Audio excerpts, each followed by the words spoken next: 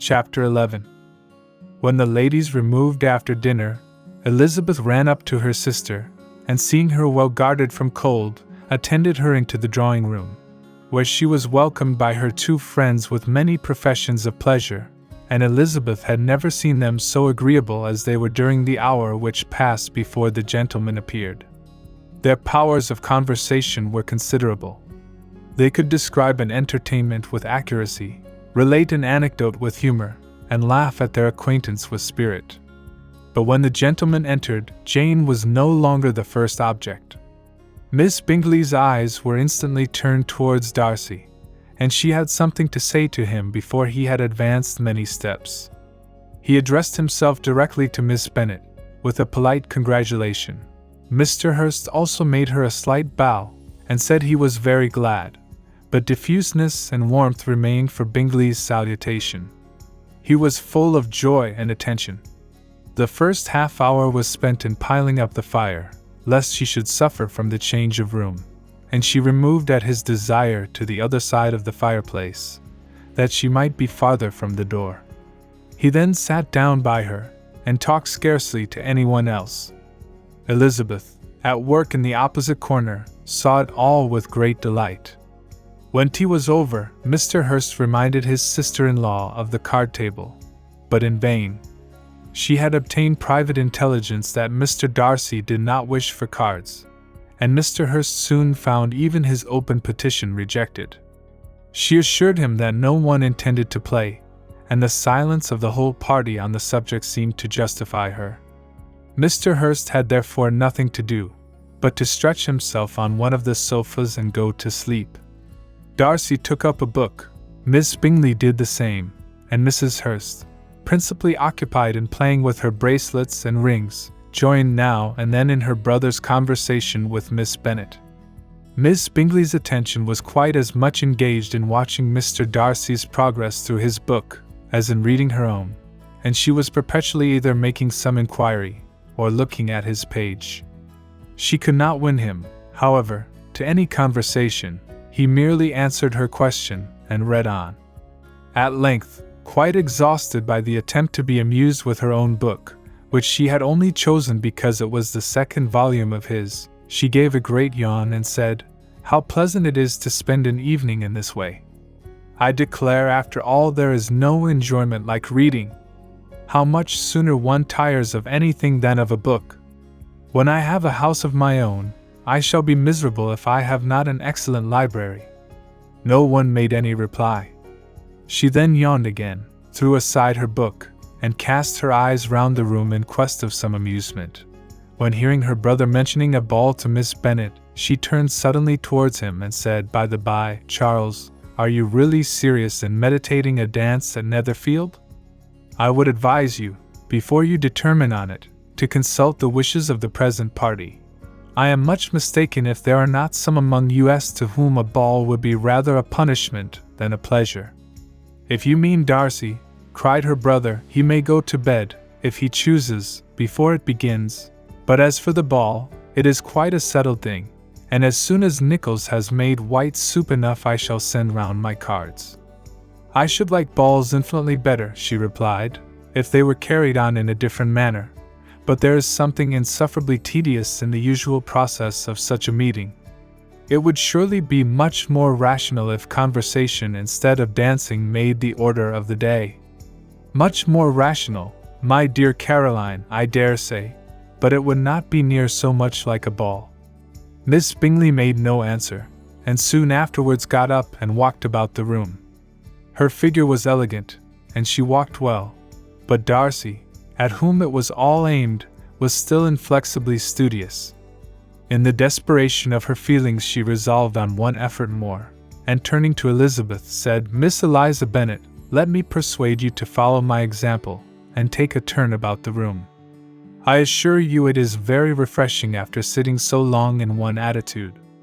Elizabeth was surprised, but agreed to it immediately. Miss Bingley succeeded no less in the real object of her civility. Mr. Darcy looked up. He was as much awake to the novelty of attention in that quarter as Elizabeth herself could be, and unconsciously closed his book. He was directly invited to join their party, but he declined it, observing that he could imagine but two motives for their choosing to walk up and down the room together, with either of which motives his joining them would interfere. What could he mean? She was dying to know what could be his meaning and asked Elizabeth whether she could at all understand him. Not at all, was her answer, but depend upon it, he means to be severe on us, and our surest way of disappointing him will be to ask nothing about it. Miss Bingley, however, was incapable of disappointing Mr. Darcy in anything, and persevered therefore in requiring an explanation of his two motives. "I have not the smallest objection to explaining them," said he, as soon as she allowed him to speak.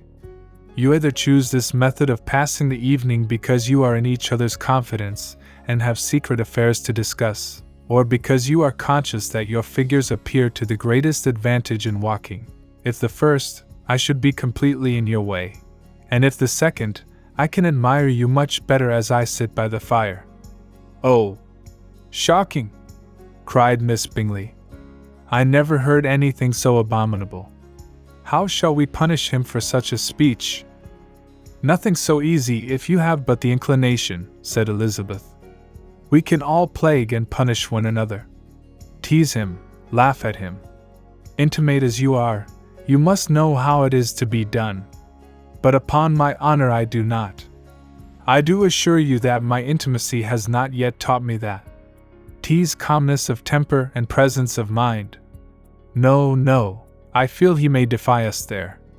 And as to laughter, we will not expose ourselves, if you please, by attempting to laugh without a subject. Mr. Darcy may hug himself." "Mr. Darcy is not to be laughed at," cried Elizabeth. "That is an uncommon advantage, and uncommon I hope it will continue, for it would be a great loss to me to have many such acquaintance. I dearly love a laugh.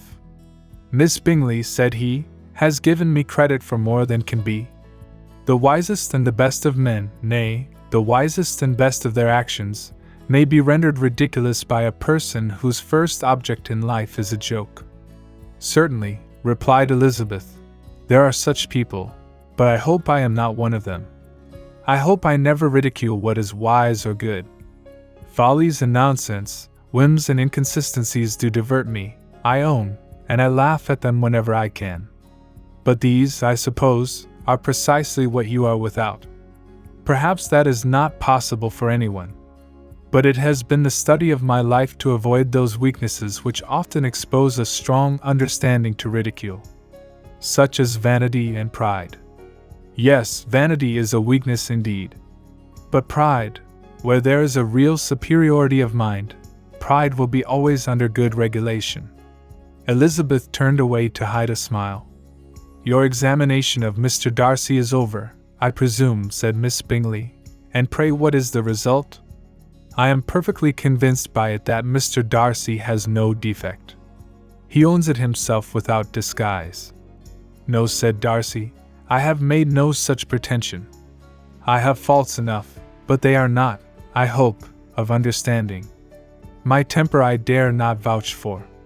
It is, I believe, too little yielding, certainly too little for the convenience of the world. I cannot forget the follies and vices of others so soon as I ought, nor their offenses against myself. My feelings are not puffed about with every attempt to move them. My temper would perhaps be called resentful. My good opinion once lost is lost forever. That is a failing indeed," cried Elizabeth. "Implacable resentment is a shade in a character. But you have chosen your fault well. I really cannot laugh at it. You are safe from me. There is, I believe, in every disposition a tendency to some particular evil, a natural defect, which not even the best education can overcome. And your defect is a propensity to hate everybody. And yours," he replied with a smile, "is willfully to misunderstand them." "Do let us have a little music," cried Miss Bingley, tired of a conversation in which she had no share. "Louisa, you will not mind my waking Mr. Hurst?" Her sister made not the smallest objection, and the pianoforte was opened, and Darcy, after a few moments' recollection, was not sorry for it. He began to feel the danger of paying Elizabeth too much attention. Chapter 12. In consequence of an agreement between the sisters, Elizabeth wrote the next morning to her mother, to beg that the carriage might be sent for them in the course of the day. But Mrs. Bennet, who had calculated on her daughters remaining at Netherfield till the following Tuesday, which would exactly finish Jane's week, could not bring herself to receive them with pleasure before. Her answer, therefore, was not propitious, at least not to Elizabeth's wishes, for she was impatient to get home. Mrs. Bennet sent them word that they could not possibly have the carriage before Tuesday, and in her postscript it was added that if Mr. Bingley and his sister pressed them to stay longer, she could spare them very well. Against staying longer, however, Elizabeth was positively resolved, nor did she much expect it would be asked, and fearful, on the contrary, as being considered as intruding themselves needlessly long, she urged Jane to borrow Mr. Bingley's carriage immediately, and at length it was settled that their original design of leaving Netherfield that morning should be mentioned, and the request made. The communication excited many professions of concern, and enough was said of wishing them to stay at least till the following day to work on Jane, and till the morrow, their going was deferred. Miss Bingley was then sorry that she had proposed the delay, for her jealousy and dislike of one sister much exceeded her affection for the other. The master of the house heard with real sorrow that they were to go so soon, and repeatedly tried to persuade Miss Bennet that it would not be safe for her, that she was not enough recovered. But Jane was firm where she felt herself to be right. To Mr. Darcy it was welcome intelligence. Elizabeth had been at Netherfield long enough. She attracted him more than he liked, and Miss Bingley was uncivil to her, and more teasing than usual to himself. He wisely resolved to be particularly careful that no sign of admiration should now escape him, nothing that could elevate her with the hope of influencing his felicity, sensible that if such an idea had been suggested, his behavior during the last day must have material weight in confirming or crushing it. Steady to his purpose, he scarcely spoke 10 words to her through the whole of Saturday, and though they were at one time left by themselves for half an hour, he adhered most conscientiously to his book, and would not even look at her. On Sunday, after morning service, the separation, so agreeable to almost all, took place. Miss Bingley's civility to Elizabeth increased at last very rapidly, as well as her affection for Jane, and when they parted, after assuring the latter of the pleasure it would always give her to see her either at Longbourn or Netherfield, and embracing her most tenderly, she even shook hands with the former. Elizabeth took leave of the whole party in the liveliest spirits. They were not welcomed home very cordially by their mother.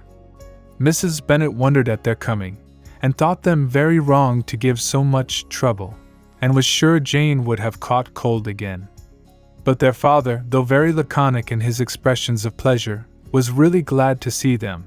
He had felt their importance in the family circle.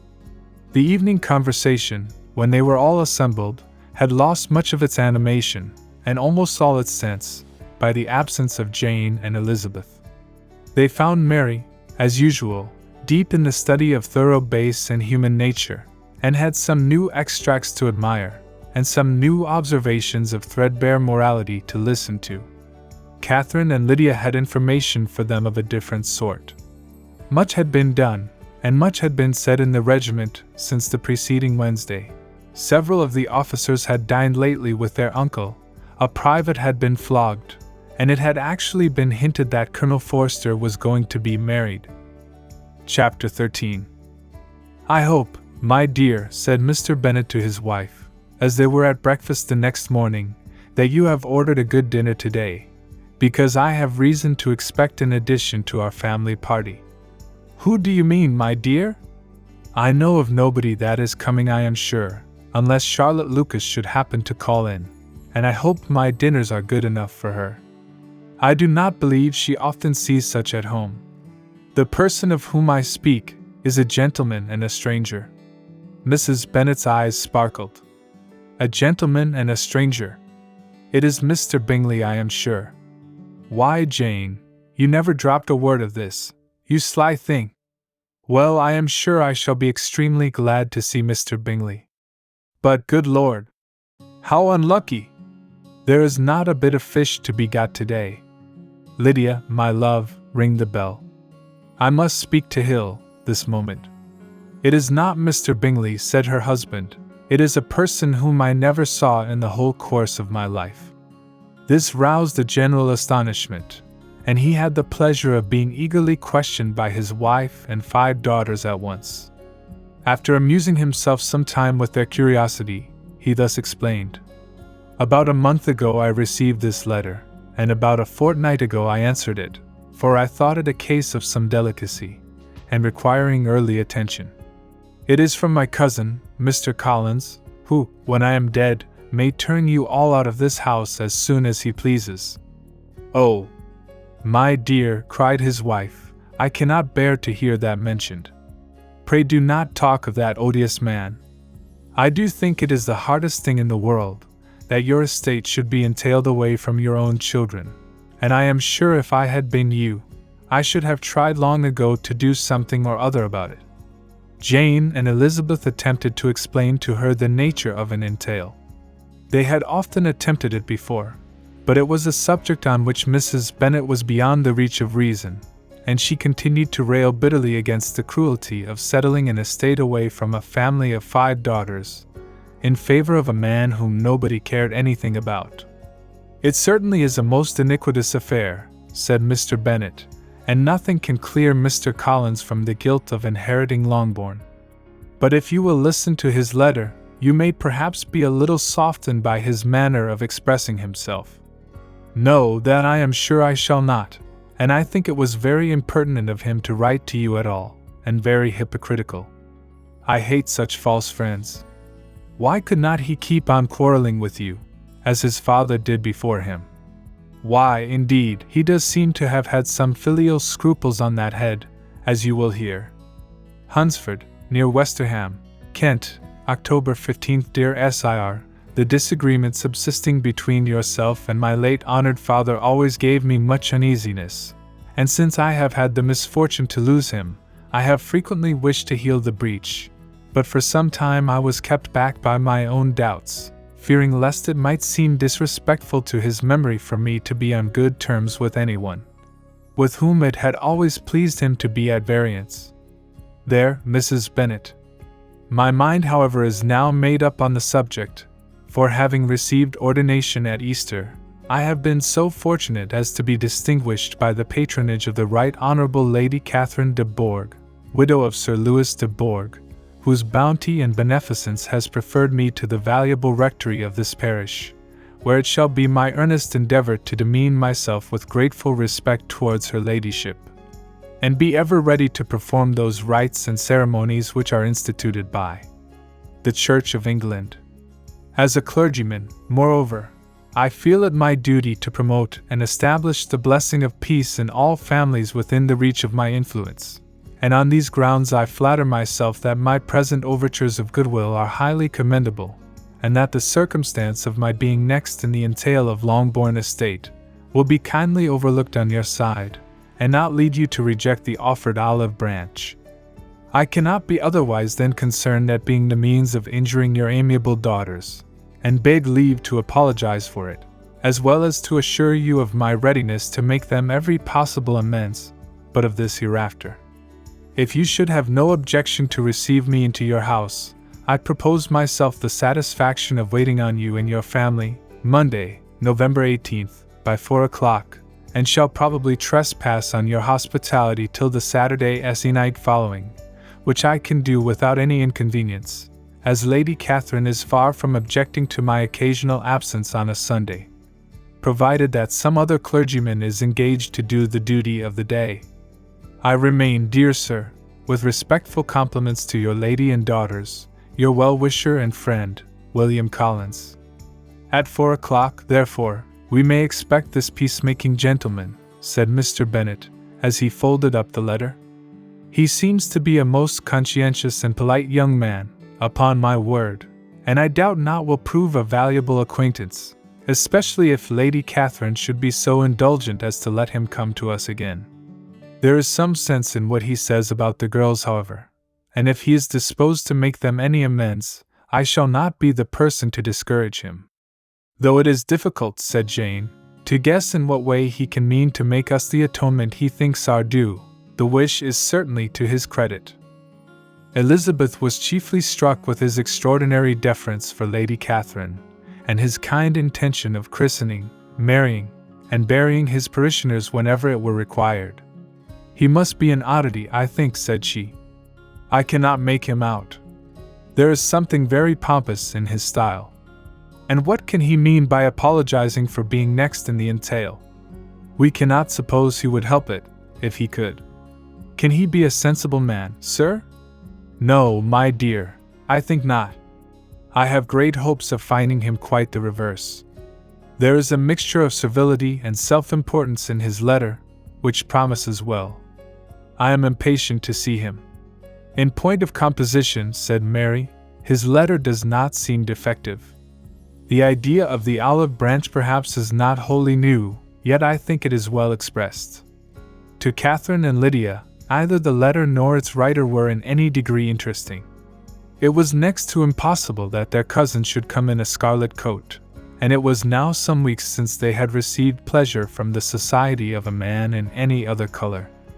As for their mother, Mr. Collins's letter had done away much of her ill will, and she was preparing to see him with a degree of composure which astonished her husband and daughters.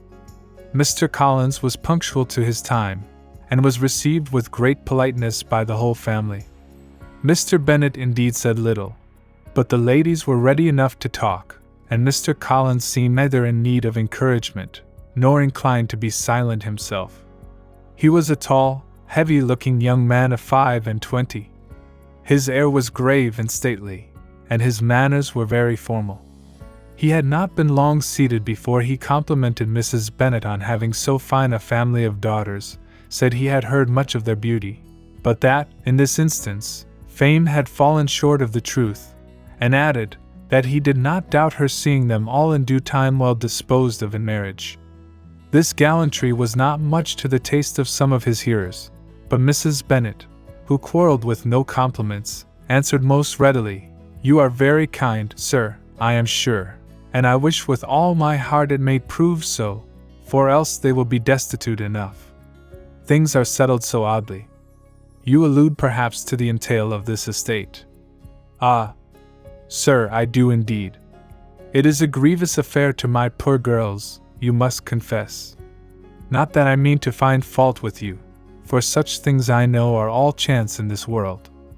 There is no knowing how estates will go when once they come to be entailed. I am very sensible, madam, of the hardship to my fair cousins, and could say much on the subject, but that I am cautious of appearing forward and precipitate. But I can assure the young ladies that I come prepared to admire them. At present I will not say more, but perhaps when we are better acquainted." He was interrupted by a summons to dinner, and the girls smiled on each other. They were not the only objects of Mr. Collins's admiration. The hall, the dining room, and all its furniture were examined and praised, and his commendation of everything would have touched Mrs. Bennet's heart, but for the mortifying supposition of his viewing it all as his own future property.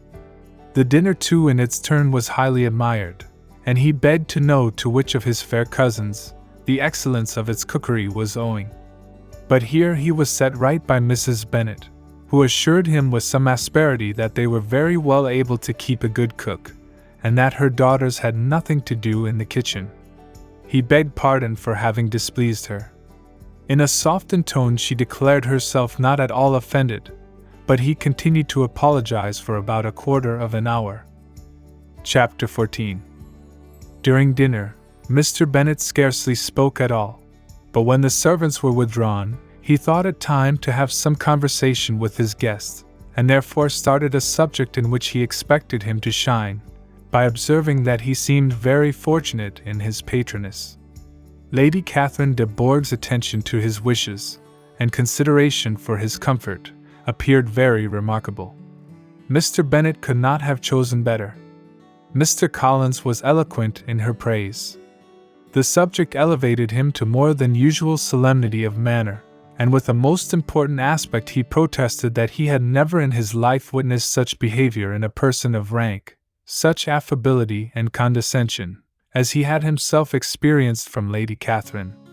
She had been graciously pleased to approve of both the discourses, which he had already had the honor of preaching before her.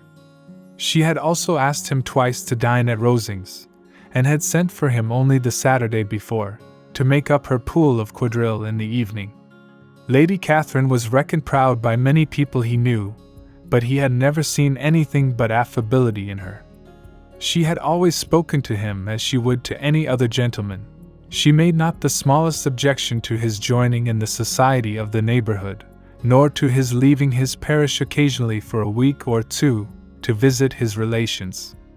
She had even condescended to advise him to marry as soon as he could, provided he chose with discretion, and had once paid him a visit in his humble parsonage, where she had perfectly approved all the alterations he had been making, and had even vouchsafed to suggest some herself, some shelves in the closets upstairs.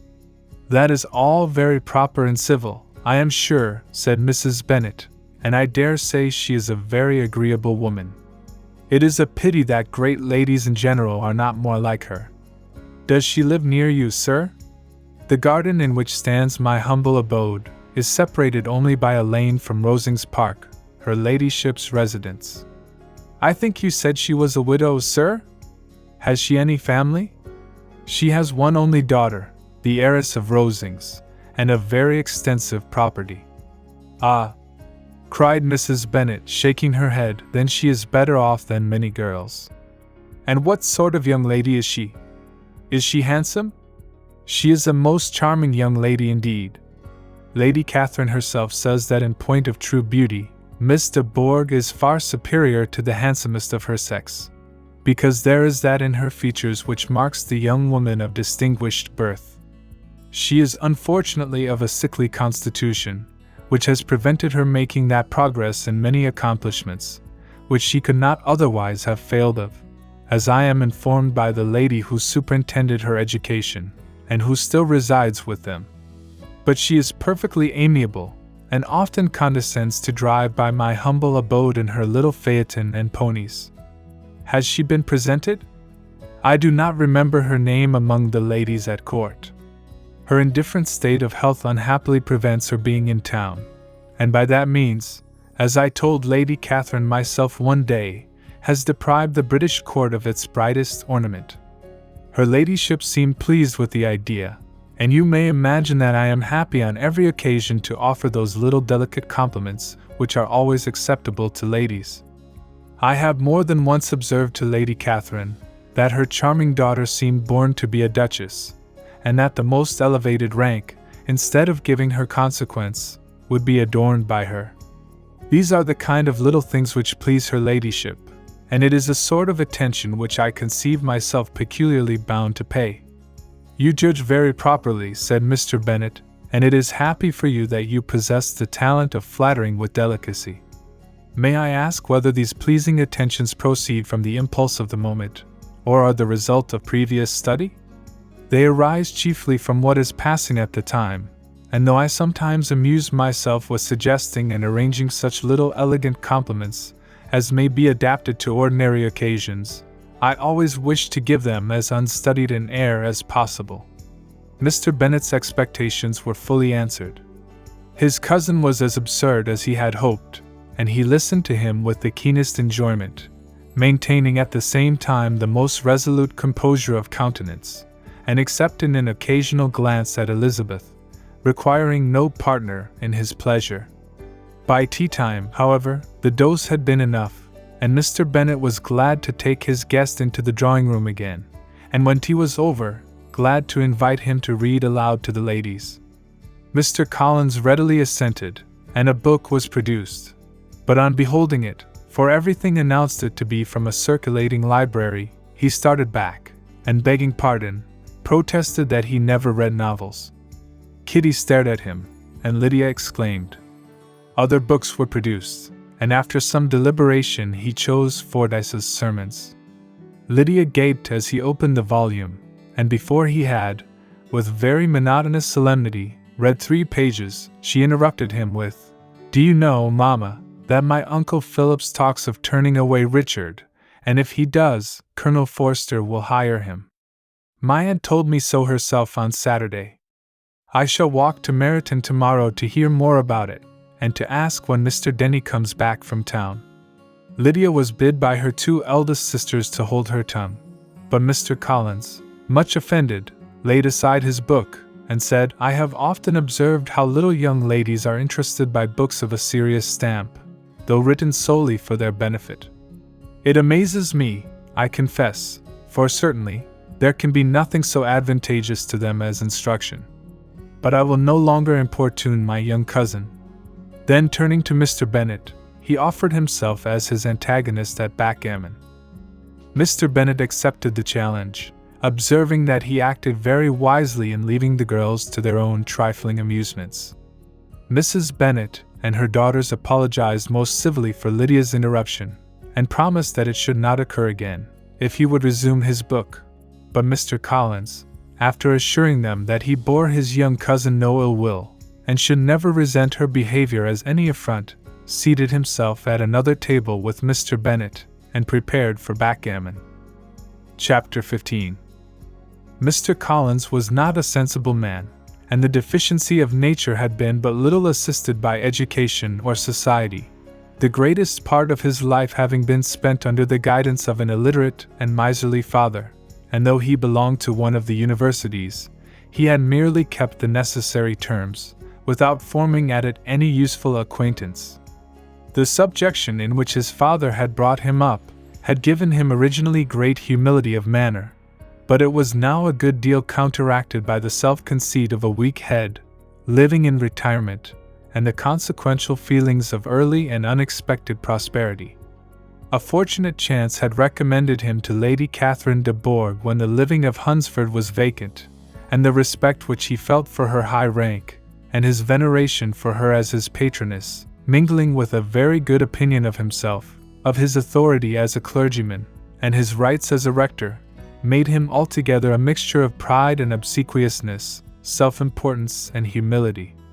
Having now a good house and very sufficient income, he intended to marry, and in seeking a reconciliation with the Longbourn family he had a wife in view, as he meant to choose one of the daughters, if he found them as handsome and amiable as they were represented by common report. This was his plan of amends, of atonement, for inheriting their father's estate, and he thought it an excellent one, full of eligibility and suitableness, and excessively generous and disinterested on his own part. His plan did not vary on seeing them. Miss Bennet's lovely face confirmed his views, and established all his strictest notions of what was due to seniority, and for the first evening she was his settled choice. The next morning, however, made an alteration, for in a quarter of an hour's tête-à-tête with Mrs. Bennet before breakfast, a conversation beginning with his parsonage house, and leading naturally to the avowal of his hopes, that a mistress for it might be found at Longbourn, produced from her, amid very complaisant smiles and general encouragement, a caution against the very Jane he had fixed on. As to her younger daughters, she could not take upon her to say, she could not positively answer, but she did not know of any prepossession. Her eldest daughter, she must just mention, she felt it incumbent on her to hint, was likely to be very soon engaged. Mr. Collins had only to change from Jane to Elizabeth, and it was soon done while Mrs. Bennet was stirring the fire.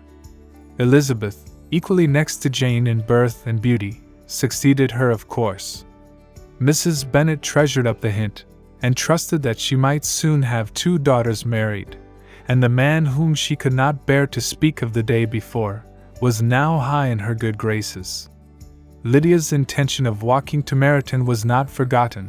Every sister except Mary agreed to go with her, and Mr. Collins was to attend them, at the request of Mr. Bennet, who was most anxious to get rid of him, and have his library to himself, for thither Mr. Collins had followed him after breakfast, and there he would continue, nominally engaged with one of the largest folios in the collection, but really talking to Mr. Bennet, with little cessation, of his house and garden at Hunsford. Such doings discomposed Mr. Bennet exceedingly. In his library he had been always sure of leisure and tranquillity, and though prepared, as he told Elizabeth, to meet with folly and conceit in every other room in the house, he was used to be free from them there. His civility, therefore, was most prompt in inviting Mr. Collins to join his daughters in their walk, and Mr. Collins, being in fact much better fitted for a walker than a reader, was extremely well pleased to close his large book and go. In pompous nothings on his side, and civil assents on that of his cousins, their time passed till they entered Meryton. The attention of the younger ones was then no longer to be gained by him. Their eyes were immediately wandering up in the street in quest of the officers, and nothing less than a very smart bonnet indeed, or a really new muslin in a shop window, could recall them.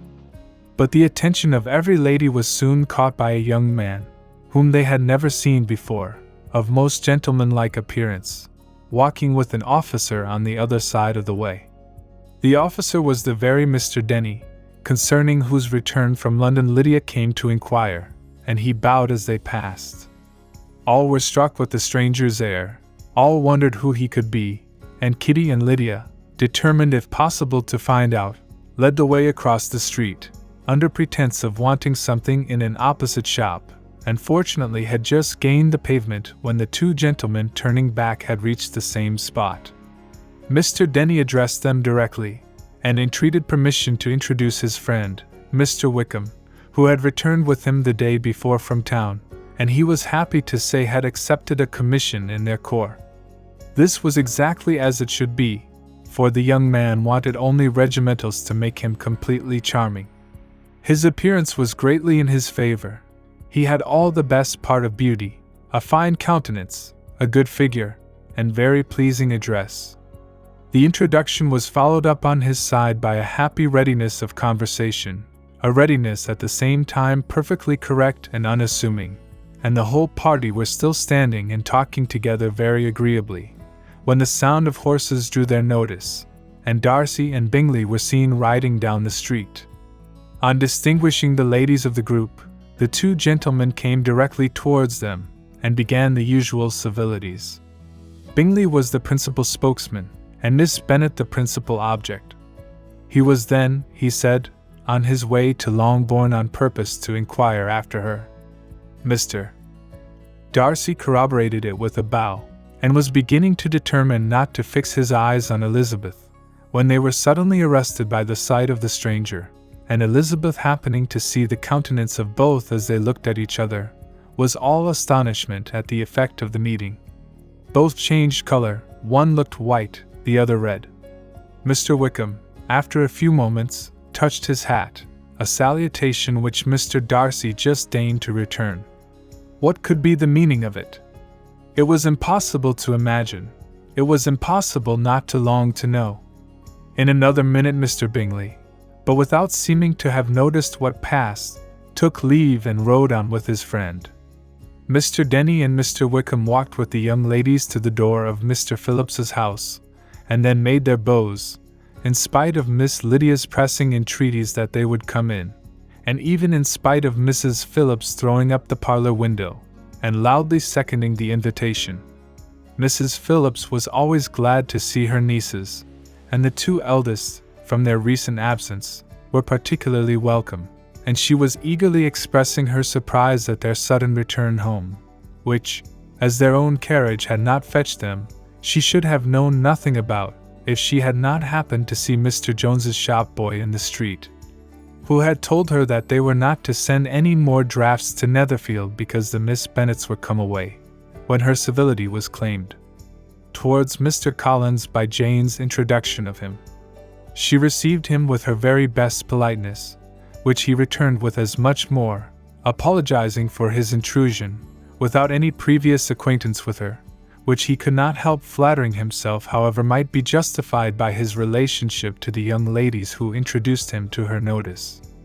Mrs. Phillips was quite awed by such an excess of good breeding, but her contemplation of one stranger was soon put an end to by exclamations and inquiries about the other, of whom, however, she could only tell her nieces what they already knew, that Mr. Denny had brought him from London, and that he was to have a lieutenant's commission in the shire.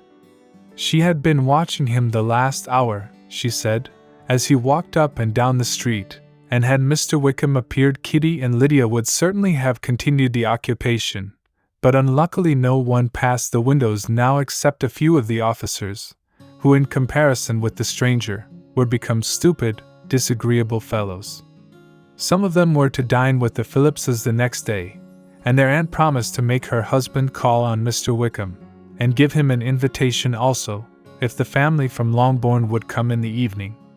This was agreed to, and Mrs. Phillips protested that they would have a nice, comfortable, noisy game of lottery tickets, and a little bit of hot supper afterwards. The prospect of such delights was very cheering, and they parted in mutual good spirits. Mr. Collins repeated his apologies in quitting the room, and was assured with unwearying civility that they were perfectly needless. As they walked home, Elizabeth related to Jane what she had seen pass between the two gentlemen. But though Jane would have defended either or both, had they appeared to be wrong, she could no more explain such behavior than her sister. Mr. Collins on his return highly gratified Mrs. Bennet by admiring Mrs. Phillips's manners and politeness. He protested that except Lady Catherine and her daughter, he had never seen a more elegant woman, for she had not only received him with the utmost civility, but had even pointedly included him in her invitation for the next evening, although utterly unknown to her before. Something he supposed might be attributed to his connection with them, but yet he had never met with so much attention in the whole course of his life. Chapter 16. As no objection was made to the young people's engagement with their aunt, and all Mr. Collins's scruples of leaving Mr. and Mrs. Bennet for a single evening during his visit were most steadily resisted, the coach conveyed him and his 5 cousins at a suitable hour to Meryton, and the girls had the pleasure of hearing, as they entered the drawing-room, that Mr. Wickham had accepted their uncle's invitation, and was then in the house. When this information was given, and they had all taken their seats, Mr. Collins was at leisure to look around him and admire, and he was so much struck with the size and furniture of the apartment, that he declared he might almost have supposed himself in the small summer breakfast parlor at Rosings, a comparison that did not at first convey much gratification. But when Mrs. Phillips understood from him what Rosings was, and who was its proprietor, when she had listened to the description of only one of Lady Catherine's drawing-rooms, and found that the chimney-piece alone had cost £800, she felt all the force of the compliment, and would hardly have resented a comparison with the housekeeper's room. In describing to her all the grandeur of Lady Catherine and her mansion, with occasional digressions in praise of his own humble abode, and the improvements it was receiving, he was happily employed until the gentlemen joined them, and he found in Mrs. Phillips a very attentive listener, whose opinion of his consequence increased with what she heard, and who was resolving to retail it all among her neighbors as soon as she could. To the girls, who could not listen to their cousin, and who had nothing to do but to wish for an instrument, and examine their own indifferent imitations of china on the mantelpiece, the interval of waiting appeared very long. It was over at last, however. The gentleman did approach, and when Mr. Wickham walked into the room, Elizabeth felt that she had neither been seeing him before, nor thinking of him since, with the smallest degree of unreasonable admiration. The officers of the shire were in general a very creditable, gentlemanlike set, and the best of them were of the present party. But Mr. Wickham was as far beyond them all in person, countenance, air, and walk, as they were superior to the broad-faced stuffy Uncle Phillips, breathing port wine, who followed them into the room. Mr. Wickham was the happy man towards whom almost every female eye was turned, and Elizabeth was the happy woman by whom he finally seated himself, and the agreeable manner in which he immediately fell into conversation, though it was only on its being a wet night, and on the probability of a rainy season, made her feel that the commonest, dullest, most threadbare topic might be rendered interesting by the skill of the speaker. With such rivals for the notice of the fair, as Mr. Wickham and the officers, Mr. Collins seemed likely to sink into insignificance. To the young ladies he certainly was nothing, but he had still at intervals a kind listener in Mrs. Phillips, and was, by her watchfulness, most abundantly supplied with coffee and muffin. When the card tables were placed, he had an opportunity of obliging her in return, by sitting down to whist. "I know little of the game, at present," said he, "but I shall be glad to improve myself, for in my situation of life." Mrs. Phillips was very thankful for his compliance, but could not wait for his reason. Mr. Wickham did not play at whist, and with ready delight was he received at the other table between Elizabeth and Lydia. At first there seemed danger of Lydia's engrossing him entirely, for she was a most determined talker.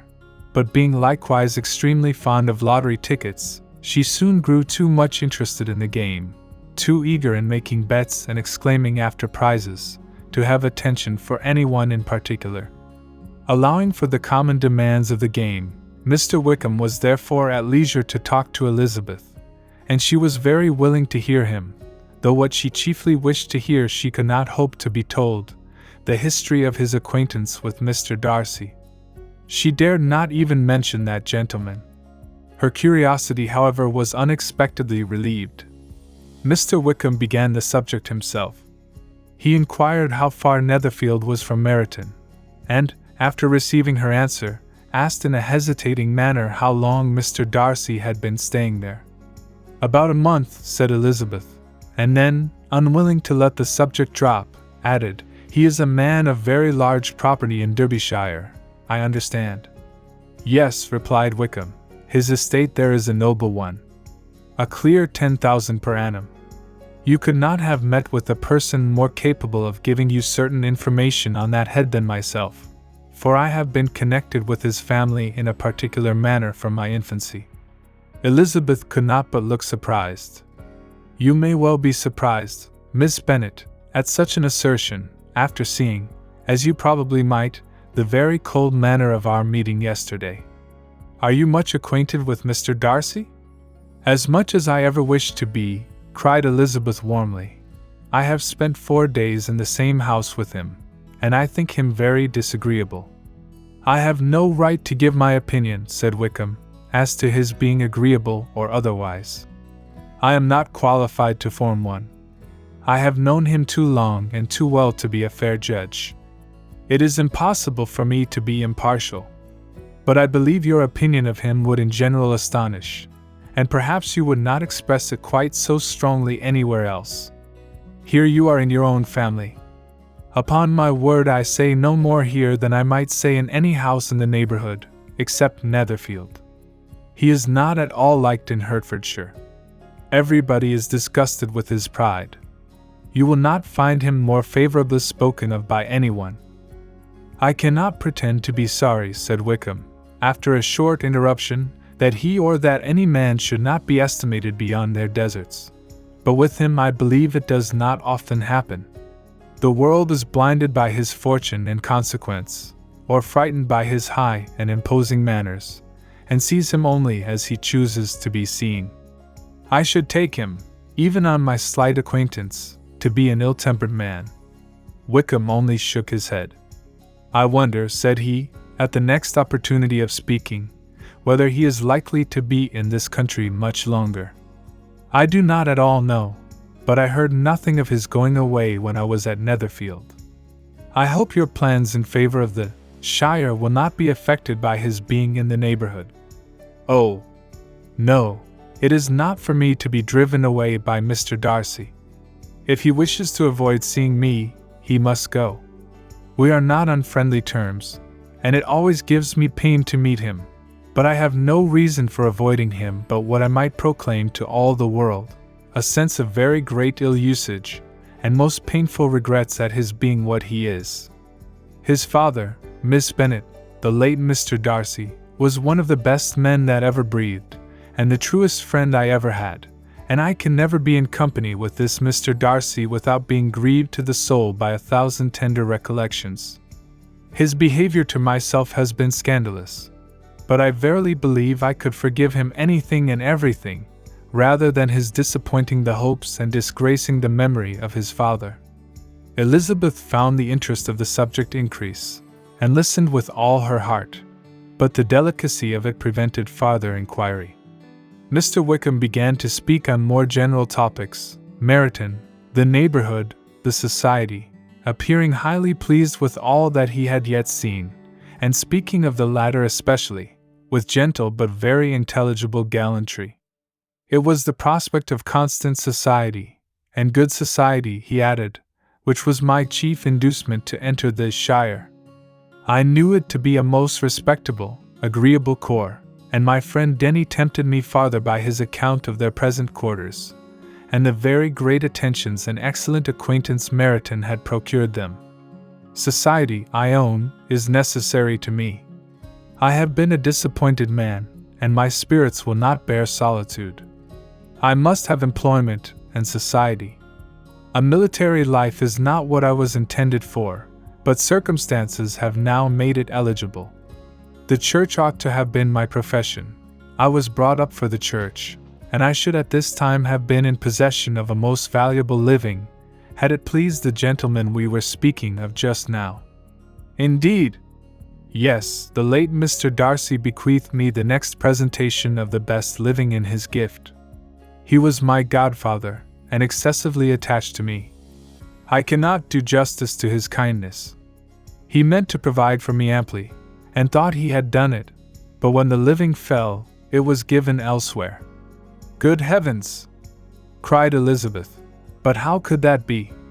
How could his will be disregarded? Why did not you seek legal redress? There was just such an informality in the terms of the bequest as to give me no hope from law. A man of honor could not have doubted the intention, but Mr. Darcy chose to doubt it, or to treat it as a merely conditional recommendation, and to assert that I had forfeited all claim to it by extravagance, imprudence, in short anything or nothing. Certain it is, that the living became vacant 2 years ago, exactly as I was of an age to hold it, and that it was given to another man, and no less certain is it, that I cannot accuse myself of having really done anything to deserve to lose it. I have a warm, unguarded temper, and I may perhaps have sometimes spoken my opinion of him, and to him, too freely. I can recall nothing worse. But the fact is, that we are very different sort of men, and that he hates me. This is quite shocking. He deserves to be publicly disgraced. Some time or other he will be, but it shall not be by me. Till I can forget his father, I can never defy or expose him. Elizabeth honored him for such feelings, and thought him handsomer than ever, as he expressed them. But what, said she, after a pause, can have been his motive? What can have induced him to behave so cruelly? A thorough, determined dislike of me, a dislike which I cannot but attribute in some measure to jealousy. Had the late Mr. Darcy liked me less, his son might have borne with me better, but his father's uncommon attachment to me irritated him, I believe, very early in life. He had not a temper to bear the sort of competition in which we stood, the sort of preference which was often given me. I had not thought Mr. Darcy so bad as this. Though I have never liked him, I had not thought so very ill of him. I had supposed him to be despising his fellow creatures in general, but did not suspect him of descending to such malicious revenge, such injustice, such inhumanity as this. After a few minutes' reflection, however, she continued, I do remember his boasting one day, at Netherfield, of the implacability of his resentments, of his having an unforgiving temper. His disposition must be dreadful. I will not trust myself on the subject, replied Wickham. I can hardly be just to him. Elizabeth was again deep in thought, and after a time exclaimed, to treat in such a manner the godson, the friend, the favorite of his father. She could have added, a young man too, like you, whose very countenance may vouch for your being amiable, but she contented herself with an one, too, who had probably been his own companion from childhood, connected together, as I think you said, in the closest manner. We were born in the same parish, within the same park, the greatest part of our youth was passed together, inmates of the same house, sharing the same amusements, objects of the same parental care.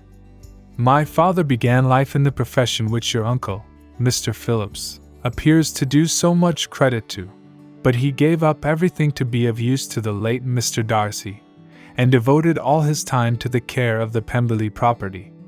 He was most highly esteemed by Mr. Darcy, a most intimate, confidential friend.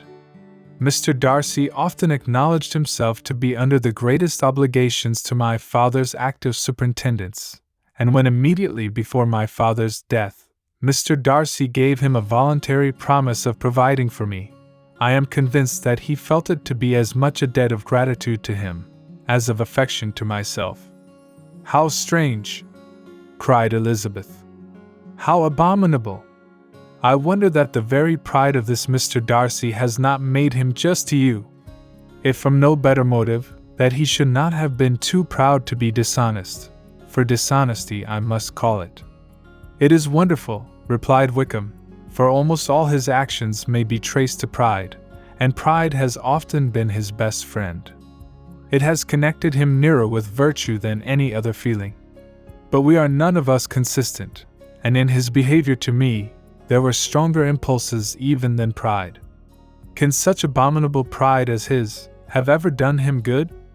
Yes. It has often led him to be liberal and generous, to give his money freely, to display hospitality, to assist his tenants, and relieve the poor. Family pride, and filial pride, for he is very proud of what his father was, have done this. Not to appear to disgrace his family, to degenerate from the popular qualities, or lose the influence of the Pemberley house, is a powerful motive. He has also brotherly pride, which with some brotherly affection, makes him a very kind and careful guardian of his sister, and you will hear him generally cried up as the most attentive and best of brothers. What sort of a girl is Miss Darcy?" He shook his head. "I wish I could call her amiable. It gives me pain to speak ill of a Darcy. But she is too much like her brother, very, very proud. As a child, she was affectionate and pleasing, and extremely fond of me, and I have devoted hours and hours to her amusement. But she is nothing to me now. She is a handsome girl, about 15 or 16, and I understand highly accomplished. Since her father's death, her home has been London, where a lady lives with her and superintends her education." After many pauses and many trials of other subjects, Elizabeth could not help reverting once more to the first, and saying, "I am astonished at his intimacy with Mr. Bingley. How can Mr. Bingley, who seems good humour itself, and is, I really believe, truly amiable, be in friendship with such a man? How can they suit each other? Do you know Mr. Bingley? Not at all. He is a sweet-tempered, amiable, charming man. He cannot know what Mr. Darcy is. Probably not, but Mr. Darcy can please where he chooses. He does not want abilities. He can be a conversable companion if he thinks it worth his while.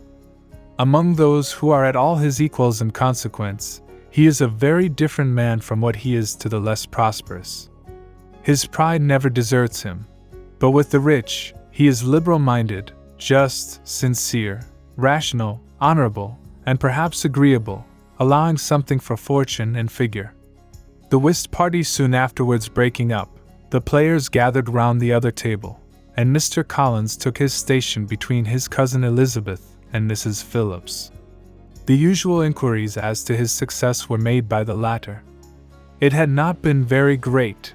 He had lost every point. But when Mrs. Phillips began to express her concern thereupon, he assured her with much earnest gravity that it was not of the least importance, that he considered the money as a mere trifle, and begged she would not make herself uneasy. "I know very well, madam," said he, "that when persons sit down to a card table, they must take their chance of these things, and happily I am not in such circumstances as to make 5 shillings any object. There are undoubtedly many who could not say the same, but thanks to Lady Catherine de Bourgh, I am removed far beyond the necessity of regarding little matters." Mr. Wickham's attention was caught, and after observing Mr. Collins for a few moments, he asked Elizabeth in a low voice whether her relation were very intimately acquainted with the family of de Bourgh. "Lady Catherine de Bourgh," she replied, "has very lately given him a living. I hardly know how Mr. Collins was first introduced to her notice, but he certainly has not known her long. You know, of course, that Lady Catherine de Bourgh and Lady Anne Darcy were sisters, consequently that she is aunt to the present Mr. Darcy. No, indeed, I did not. I knew nothing at all of Lady Catherine's connections. I never heard of her existence till the day before yesterday. Her daughter, Miss de Bourgh, will have a very large fortune, and it is believed that she and her cousin will unite the two estates. This information made Elizabeth smile, as she thought of poor Miss Bingley. Vain indeed must be all her attentions, vain and useless her affection for his sister, and her praise of himself, if he were already self-destined to another. Mr. Collins, said she, speaks highly both of Lady Catherine and her daughter, but from some particulars that he has related of her ladyship, I suspect his gratitude misleads him, and that in spite of her being his patroness, she is an arrogant, conceited woman. I believe her to be both in a great degree, replied Wickham. I have not seen her for many years, but I very well remember that I never liked her, and that her manners were dictatorial and insolent. She has the reputation of being remarkably sensible and clever, but I rather believe she derives part of her abilities from her rank and fortune, part from her authoritative manner, and the rest from the pride of her nephew, who chooses that everyone connected with him should have an understanding of the first class. Elizabeth allowed that he had given a very rational account of it, and they continued talking together with mutual satisfaction till supper put an end to cards, and gave the rest of the ladies their share of Mr. Wickham's attentions. There could be no conversation in the noise of Mrs. Phillips's supper party, but his manners recommended him to everybody. Whatever he said was said well, and whatever he did, done gracefully. Elizabeth went away with her head full of him. She could think of nothing but of Mr. Wickham, and of what he had told her, all the way home. But there was not time for her even to mention his name as they went, for either Lydia nor Mr. Collins were once silent. Lydia talked incessantly of lottery tickets, of the fish she had lost and the fish she had won, and Mr. Collins, in describing the civility of Mr. and Mrs. Phillips, protesting that he did not in the least regard his losses at whist, enumerating all the dishes at supper, and repeatedly fearing that he crowded his cousins, had more to say than he could well manage before the carriage stopped at Longbourn House. Chapter 17. Elizabeth related to Jane the next day what had passed between Mr. Wickham and herself. Jane listened with astonishment and concern. She knew not how to believe that Mr. Darcy could be so unworthy of Mr. Bingley's regard, and yet it was not in her nature to question the veracity of a young man of such amiable appearance as Wickham. The possibility of his having really endured such unkindness was enough to interest all her tender feelings, and nothing therefore remained to be done but to think well of them both, to defend the conduct of each, and throw into the account of accident or mistake whatever could not be otherwise explained. They have both, said she, been deceived, I dare say, in some way or other, of which we can form no idea. Interested people have perhaps misrepresented each to the other. It is, in short, impossible for us to conjecture the causes or circumstances which may have alienated them, without actual blame on either side. Very true, indeed. And now, my dear Jane, what have you got to say in behalf of the interested people who have probably been concerned in the business? Do clear them too, or we shall be obliged to think ill of somebody. Laugh as much as you choose, but you will not laugh me out of my opinion. My dearest Lizzie, do but consider in what a disgraceful light it places Mr. Darcy, to be treating his father's favorite in such a manner, one whom his father had promised to provide for. It is impossible. No man of common humanity, no man who had any value for his character, could be capable of it. Can his most intimate friends be so excessively deceived in him? Oh, no. I can much more easily believe Mr. Bingley's being imposed on, than that Mr. Wickham should invent such a history of himself as he gave me last night. Names, facts, everything mentioned without ceremony. If it be not so, let Mr. Darcy contradict it. Besides, there was truth in his looks. It is difficult indeed, it is distressing. One does not know what to think. I beg your pardon. One knows exactly what to think. But Jane could think with certainty on only one point, that Mr. Bingley, if he had been imposed on, would have much to suffer when the affair became public. The two young ladies were summoned from the shrubbery where this conversation passed, by the arrival of some of the very persons of whom they had been speaking. Mr. Bingley and his sisters came to give their personal invitation for the long-expected ball at Netherfield, which was fixed for the following Tuesday. The two ladies were delighted to see their dear friend again, called it an age since they had met, and repeatedly asked what she had been doing with herself since their separation. To the rest of the family they paid little attention, avoiding Mrs. Bennet as much as possible, saying not much to Elizabeth, and nothing at all to the others. They were soon gone again, rising from their seats with an activity which took their brother by surprise, and hurrying off as if eager to escape from Mrs. Bennet's civilities. The prospect of the Netherfield ball was extremely agreeable to every female of the family. Mrs. Bennet chose to consider it as given in compliment to her eldest daughter, and was particularly flattered by receiving the invitation from Mr. Bingley himself, instead of a ceremonious card. Jane pictured to herself a happy evening in the society of her two friends, and the attentions of their brother, and Elizabeth thought with pleasure of dancing a great deal with Mr. Wickham, and of seeing a confirmation of everything in Mr. Darcy's looks and behavior. The happiness anticipated by Catherine and Lydia depended less on any single event, or any particular person, for though they each, like Elizabeth, meant to dance half the evening with Mr. Wickham, he was by no means the only partner who could satisfy them, and a ball was at any rate a ball. And even Mary could assure her family that she had no disinclination for it. "While I can have my mornings to myself," said she, "it is enough. I think it no sacrifice to join occasionally in evening engagements. Society has claims on us all, and I profess myself one of those who consider intervals of recreation and amusement as desirable for everybody." Elizabeth's spirits were so high on the occasion, that though she did not often speak unnecessarily to Mr. Collins, she could not help asking him whether he intended to accept Mr. Bingley's invitation, and if he did, whether he would think it proper to join in the evening's amusement, and she was rather surprised to find that he entertained no scruple whatever on that head, and was very far from dreading a rebuke either from the Archbishop or Lady Catherine de Bourgh by venturing to dance. "I am by no means of opinion, I assure you," said he, "that a ball of this kind, given by a young man of character, to respectable people, can have any evil tendency, and I am so far from objecting to dancing myself that I shall hope to be honored with the hands of all my fair cousins in the course of the evening, and I take this opportunity of soliciting yours, Miss Elizabeth, for the two first dances especially. A preference which I trust my cousin Jane will attribute to the right cause and not to any disrespect for her." Elizabeth felt herself completely taken in.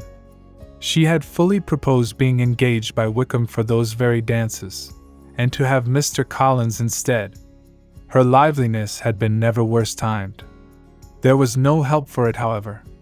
Mr. Wickham's happiness and her own was perforce delayed a little longer, and Mr. Collins's proposal accepted with as good a grace as she could. She was not the better pleased with his gallantry, from the idea it suggested of something more. It now first struck her that she was selected from among her sisters as worthy of being the mistress of Hunsford Parsonage, and of assisting to form a quadrille table at Rosings, in the absence of more eligible visitors. The idea soon reached to conviction, as she observed his increasing civilities toward herself, and heard his frequent attempt at a compliment on her wit and vivacity, and though more astonished than gratified herself by this effect of her charms, it was not long before her mother gave her to understand that the probability of their marriage was exceedingly agreeable to her. Elizabeth, however, did not choose to take the hint, being well aware that a serious dispute must be the consequence of any reply. Mr. Collins might never make the offer, and till he did, it was useless to quarrel about him. If there had not been a Netherfield ball to prepare for and talk of, the younger Miss Bennets would have been in a pitiable state at this time, for from the day of the invitation to the day of the ball, there was such a succession of rain as prevented their walking to Meryton once. No aunt, no officers, no news could be sought after. The very shoe roses for Netherfield were got by proxy. Even Elizabeth might have found some trial of her patience in weather, which totally suspended the improvement of her acquaintance with Mr. Wickham, and nothing less than a dance on Tuesday could have made such a Friday, Saturday, Sunday and Monday endurable to Kitty and Lydia. Chapter 18.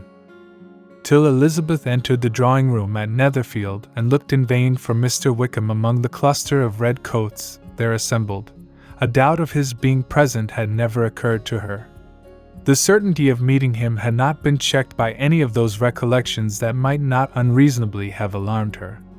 She had dressed with more than usual care, and prepared in the highest spirits for the conquest of all that remained unsubdued of his heart, trusting that it was not more than might be won in the course of the evening.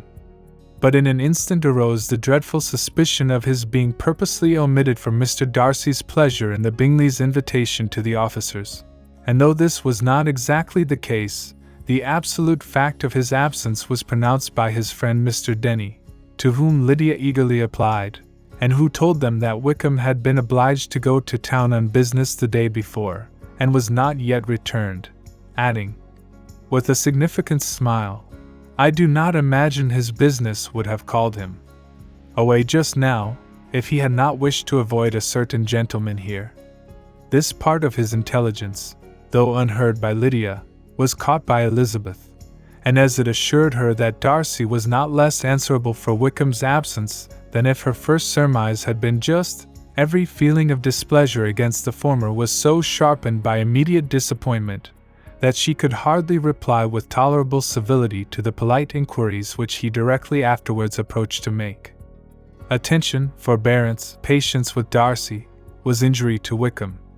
She was resolved against any sort of conversation with him, and turned away with a degree of ill humor, which she could not wholly surmount even in speaking to Mr. Bingley, whose blind partiality provoked her. But Elizabeth was not formed for ill humor, and though every prospect of her own was destroyed for the evening, it could not dwell long on her spirits, and having told all her griefs to Charlotte Lucas, whom she had not seen for a week, she was soon able to make a voluntary transition to the oddities of her cousin, and to point him out to her particular notice. The two first dances, however, brought a return of distress. They were dances of mortification. Mr. Collins, awkward and solemn, apologizing instead of attending, and often moving wrong without being aware of it, gave her all the shame and misery which a disagreeable partner for a couple of dances can give. The moment of her release from him was ecstasy.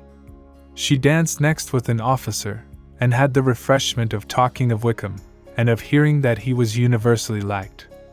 When those dances were over she returned to Charlotte Lucas, and was in conversation with her, when she found herself suddenly addressed by Mr. Darcy, who took her so much by surprise in his application for her hand, that, without knowing what she did, she accepted him.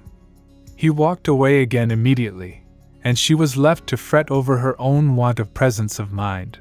Charlotte tried to console her. "I dare say you will find him very agreeable." "Heaven forbid! That would be the greatest misfortune of all. To find a man agreeable whom one is determined to hate.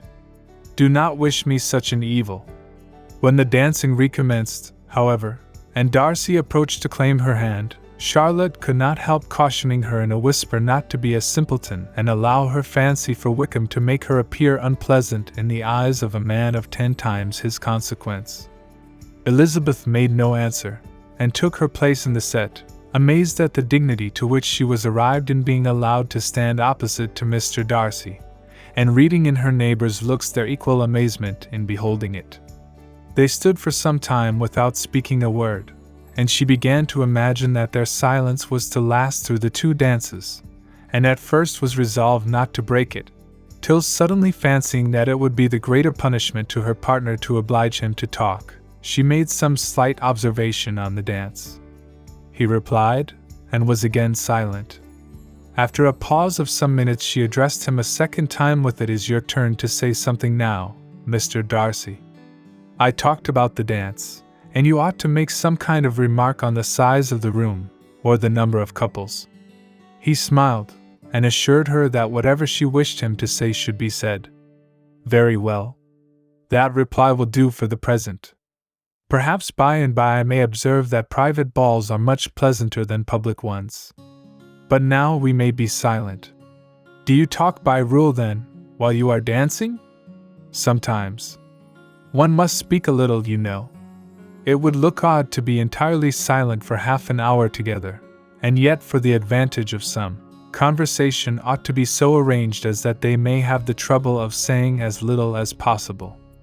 Are you consulting your own feelings in the present case, or do you imagine that you are gratifying mine?" "Both," replied Elizabeth archly, "for I have always seen a great similarity in the turn of our minds. We are each of an unsocial, taciturn disposition, unwilling to speak, unless we expect to say something that will amaze the whole room, and be handed down to posterity with all the eclat of a proverb. This is no very striking resemblance of your own character, I am sure," said he. "How near it may be to mine, I cannot pretend to say. You think it a faithful portrait undoubtedly. I must not decide on my own performance." He made no answer, and they were again silent till they had gone down the dance, when he asked her if she and her sisters did not very often walk to Meryton. She answered in the affirmative, and unable to resist the temptation, added, "When you met us there the other day, we had just been forming a new acquaintance." The effect was immediate. A deeper shade of hauteur overspread his features, but he said not a word, and Elizabeth, though blaming herself for her own weakness, could not go on. At length Darcy spoke, and in a constrained manner said, "Mr. Wickham is blessed with such happy manners as may ensure his making friends. Whether he may be equally capable of retaining them, is less certain." "He has been so unlucky as to lose your friendship," replied Elizabeth with emphasis, "and in a manner which he is likely to suffer from all his life." Darcy made no answer, and seemed desirous of changing the subject. At that moment Sir William Lucas appeared close to them, meaning to pass through the set to the other side of the room. But on perceiving Mr. Darcy he stopped with a bow of superior courtesy to compliment him on his dancing and his partner. "I have been most highly gratified indeed, my dear sir. Such very superior dancing is not often seen. It is evident that you belong to the first circles. Allow me to say, however, that your fair partner does not disgrace you, and that I must hope to have this pleasure often repeated, especially when a certain desirable event, my dear Miss Eliza," glancing at her sister and Bingley, "shall take place. What congratulations will then flow in!" I appealed to Mr. Darcy. "But let me not interrupt you, sir. You will not thank me for detaining you from the bewitching converse of that young lady, whose bright eyes are also upbraiding me." The latter part of this address was scarcely heard by Darcy, but Sir William's allusion to his friend seemed to strike him forcibly, and his eyes were directed with a very serious expression towards Bingley and Jane, who were dancing together. Recovering himself, however, shortly, he turned to his partner and said, "Sir William's interruption has made me forget what we were talking of. I do not think we were speaking at all." Sir William could not have interrupted any two people in the room who had less to say for themselves.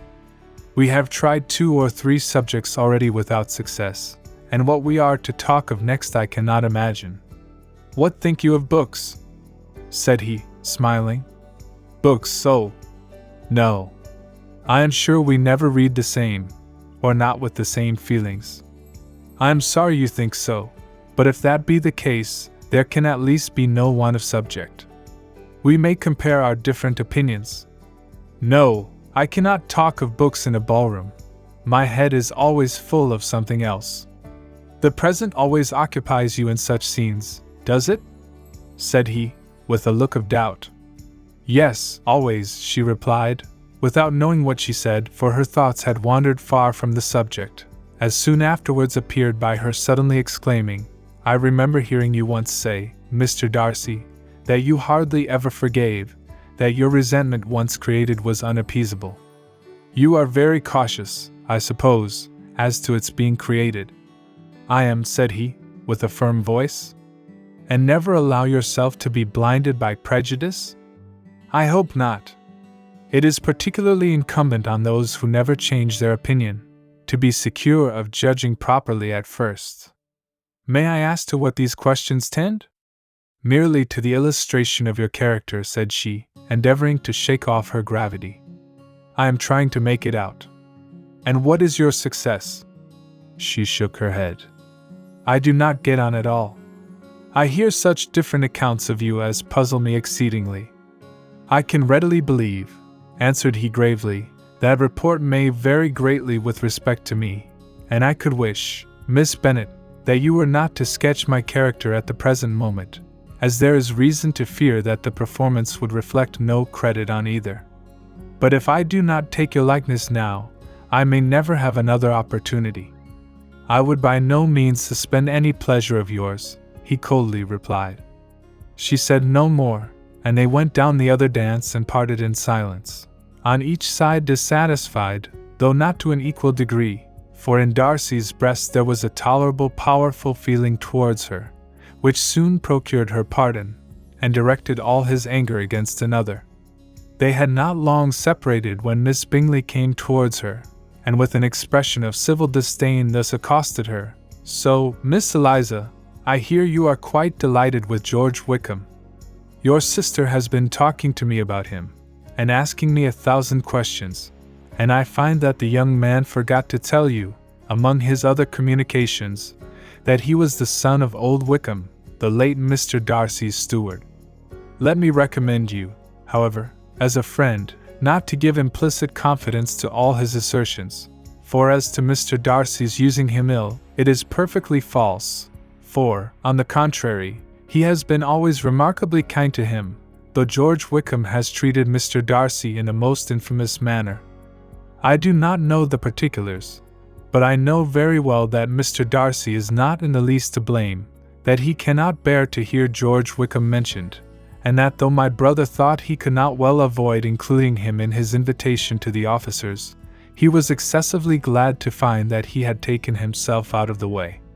His coming into the country at all is a most insolent thing indeed, and I wonder how he could presume to do it. I pity you, Miss Eliza, for this discovery of your favourite's guilt, but really considering his descent, one could not expect much better. His guilt and his descent appear by your account to be the same, said Elizabeth angrily, for I have heard you accuse him of nothing worse than of being the son of Mr. Darcy's steward, and of that, I can assure you, he informed me himself. I beg your pardon, replied Miss Bingley, turning away with a sneer. Excuse my interference. It was kindly meant. Insolent girl, said Elizabeth to herself. You are much mistaken if you expect to influence me by such a paltry attack as this. I see nothing in it but your own wilful ignorance and the malice of Mr. Darcy. She then sought her eldest sister, who had undertaken to make inquiries on the same subject of Bingley. Jane met her with a smile of such sweet complacency, a glow of such happy expression, as sufficiently marked how well she was satisfied with the occurrences of the evening. Elizabeth instantly read her feelings, and at that moment solicitude for Wickham, resentment against his enemies, and everything else gave way before the hope of Jane's being in the fairest way for happiness. I want to know, said she, with a countenance no less smiling than her sister's, what you have learnt about Mr. Wickham.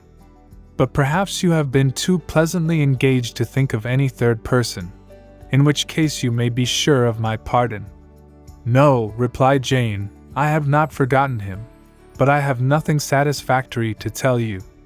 Mr. Bingley does not know the whole of his history, and is quite ignorant of the circumstances which have principally offended Mr. Darcy, but he will vouch for the good conduct, the probity and honour of his friend, and is perfectly convinced that Mr. Wickham has deserved much less attention from Mr. Darcy than he has received, and I am sorry to say that by his account as well as his sister's.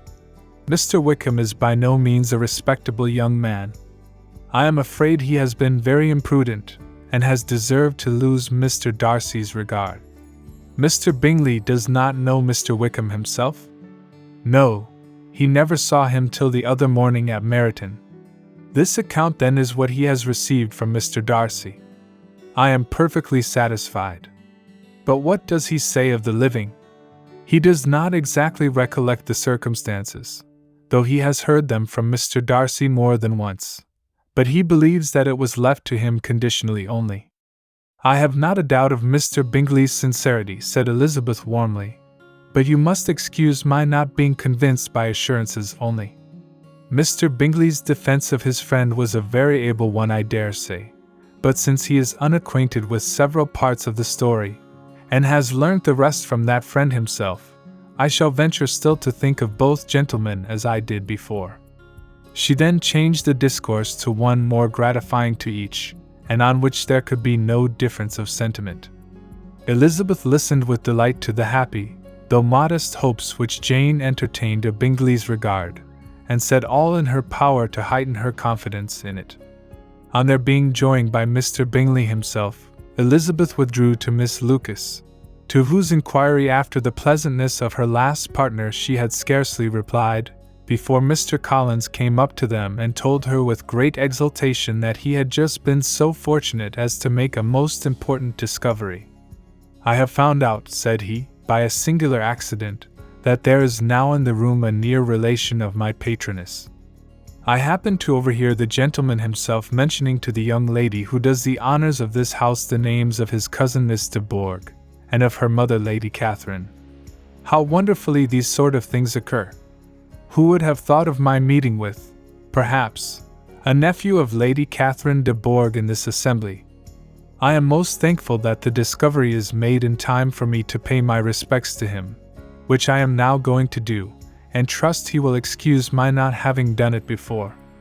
My total ignorance of the connection must plead my apology. You are not going to introduce yourself to Mr. Darcy? Indeed I am.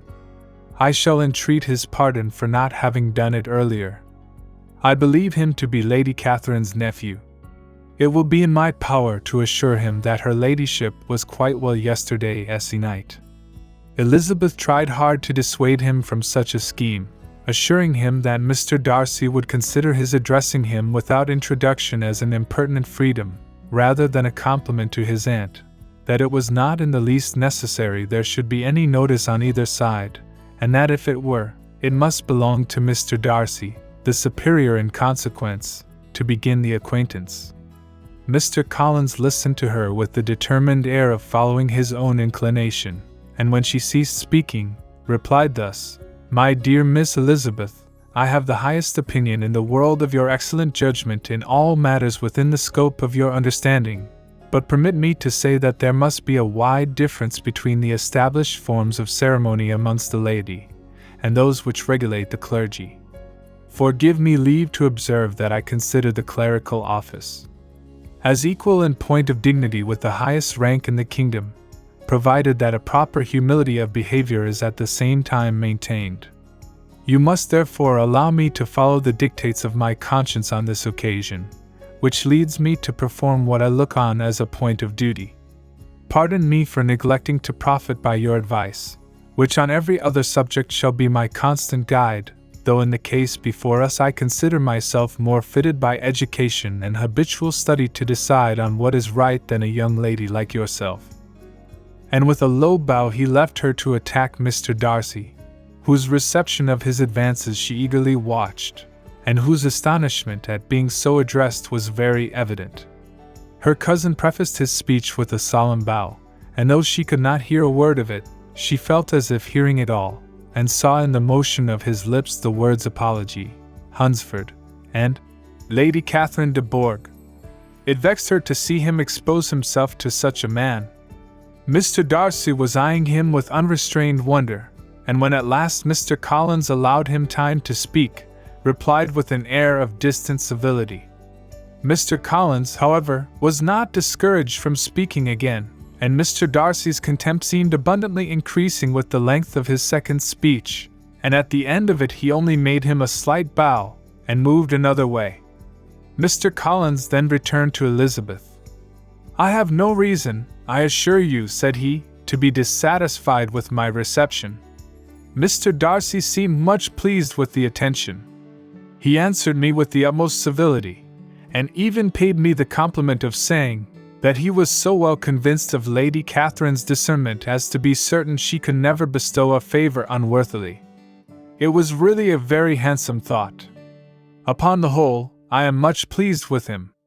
As Elizabeth had no longer any interest of her own to pursue, she turned her attention almost entirely on her sister and Mr. Bingley, and the train of agreeable reflections which her observations gave birth to made her perhaps almost as happy as Jane. She saw her an idea settled in that very house in all the felicity which a marriage of true affection could bestow, and she felt capable under such circumstances of endeavouring even to like Bingley's two sisters. Her mother's thoughts she plainly saw were bent the same way, and she determined not to venture near her, lest she might hear too much. When they sat down to supper, therefore, she considered it a most unlucky perverseness which placed them within one of each other, and deeply was she vexed to find that her mother was talking to that one person, Lady Lucas, freely, openly, and of nothing else but of her expectation that Jane would be soon married to Mr. Bingley. It was an animating subject, and Mrs. Bennet seemed incapable of fatigue while enumerating the advantages of the match. His being such a charming young man, and so rich, and living but 3 miles from them, were the first points of self-gratulation, and then it was such a comfort to think how fond the two sisters were of Jane, and to be certain that they must desire the connection as much as she could do. It was, moreover, such a promising thing for her younger daughters, as Jane's marrying so greatly must throw them in the way of other rich men, and lastly, it was so pleasant at her time of life to be able to consign her single daughters to the care of their sister, that she might not be obliged to go into company more than she liked. It was necessary to make this circumstance a matter of pleasure, because on such occasions it is the etiquette, but no one was less likely than Mrs. Bennet to find comfort in staying at home at any period of her life. She concluded with many good wishes that Lady Lucas might soon be equally fortunate, though evidently and triumphantly believing there was no chance of it. In vain did Elizabeth endeavour to check the rapidity of her mother's words, or persuade her to describe her felicity in a less audible whisper, for to her inexpressible vexation, she could perceive that the chief of it was overheard by Mr. Darcy, who sat opposite to them. Her mother only scolded her for being nonsensical. "What is Mr. Darcy to me, pray, that I should be afraid of him? I am sure we owe him no such particular civility as to be obliged to say nothing he may not like to hear. For heaven's sake, madam, speak lower. What advantage can it be to you to offend Mr. Darcy? You will never recommend yourself to his friend by so doing." Nothing that she could say, however, had any influence. Her mother would talk of her views in the same intelligible tone. Elizabeth blushed and blushed again with shame and vexation. She could not help frequently glancing her eye at Mr. Darcy, though every glance convinced her of what she dreaded, for though he was not always looking at her mother, she was convinced that his attention was invariably fixed by her. The expression of his face changed gradually from indignant contempt to a composed and steady gravity. At length, however, Mrs. Bennet had no more to say, and Lady Lucas, who had been long yawning at the repetition of delights which she saw no likelihood of sharing, was left to the comforts of cold ham and chicken. Elizabeth now began to revive. But not long was the interval of tranquillity, for when supper was over, singing was talked of, and she had the mortification of seeing Mary, after very little entreaty, preparing to oblige the company. By many significant looks and silent entreaties did she endeavour to prevent such a proof of complaisance, but in vain. Mary would not understand them. Such an opportunity of exhibiting was delightful to her, and she began her song. Elizabeth's eyes were fixed on her with most painful sensations, and she watched her progress through the several stanzas with an impatience which was very ill rewarded at their close, for Mary, On receiving amongst the thanks of the table the hint of a hope that she might be prevailed on to favor them again, after the pause of half a minute began another. Mary's powers were by no means fitted for such a display. Her voice was weak, and her manner affected. Elizabeth was in agonies. She looked at Jane to see how she bore it, but Jane was very composedly talking to Bingley. She looked at his two sisters, and saw them making signs of derision at each other, and at Darcy, who continued, however, impenetrably grave. She looked at her father to entreat his interference, lest Mary should be singing all night. He took the hint, and when Mary had finished her second song, said aloud, "That will do extremely well, child. You have delighted us long enough. Let the other young ladies have time to exhibit." Mary, though pretending not to hear, was somewhat disconcerted, and Elizabeth, sorry for her, and sorry for her father's speech, was afraid her anxiety had done no good. Others of the party were now applied to. "If I," said Mr. Collins, "were so fortunate as to be able to sing, I should have great pleasure, I am sure, in obliging the company with an air, for I consider music as a very innocent diversion, and perfectly compatible with the profession of a clergyman. I do not mean, however, to assert that we can be justified in devoting too much of our time to music, for there are certainly other things to be attended to. The rector of a parish has much to do. In the first place, he must make such an agreement for tithes as may be beneficial to himself, and not offensive to his patron. He must write his own sermons, and the time that remains will not be too much for his parish duties, and the care and improvement of his dwelling, which he cannot be excused from making as comfortable as possible. And I do not think it of light importance that he should have attentive and conciliatory manners towards everybody, especially towards those to whom he owes his preferment. I cannot acquit him of that duty, nor could I think well of the man who should omit an occasion of testifying his respect towards anybody connected with the family." And with a bow to Mr. Darcy, he concluded his speech, which had been spoken so loud as to be heard by half the room. Many stared. Many smiled. But no one looked more amused than Mr. Bennet himself, while his wife seriously commended Mr. Collins for having spoken so sensibly, and observed in a half-whisper to Lady Lucas, that he was a remarkably clever, good kind of young man. To Elizabeth it appeared, that had her family made an agreement to expose themselves as much as they could during the evening, it would have been impossible for them to play their parts with more spirit, or finer success. And happy did she think it for Bingley and her sister that some of the exhibition had escaped his notice, and that his feelings were not of a sort to be much distressed by the folly which he must have witnessed. That his two sisters and Mr. Darcy, however, should have such an opportunity of ridiculing her relations was bad enough, and she could not determine whether the silent contempt of the gentlemen, or the insolent smiles of the ladies, were more intolerable. The rest of the evening brought her little amusement. She was teased by Mr. Collins, who continued most perseveringly by her side, and though he could not prevail with her to dance with him again, put it out of her power to dance with others. In vain did she entreat him to stand up with somebody else, and offered to introduce him to any young lady in the room.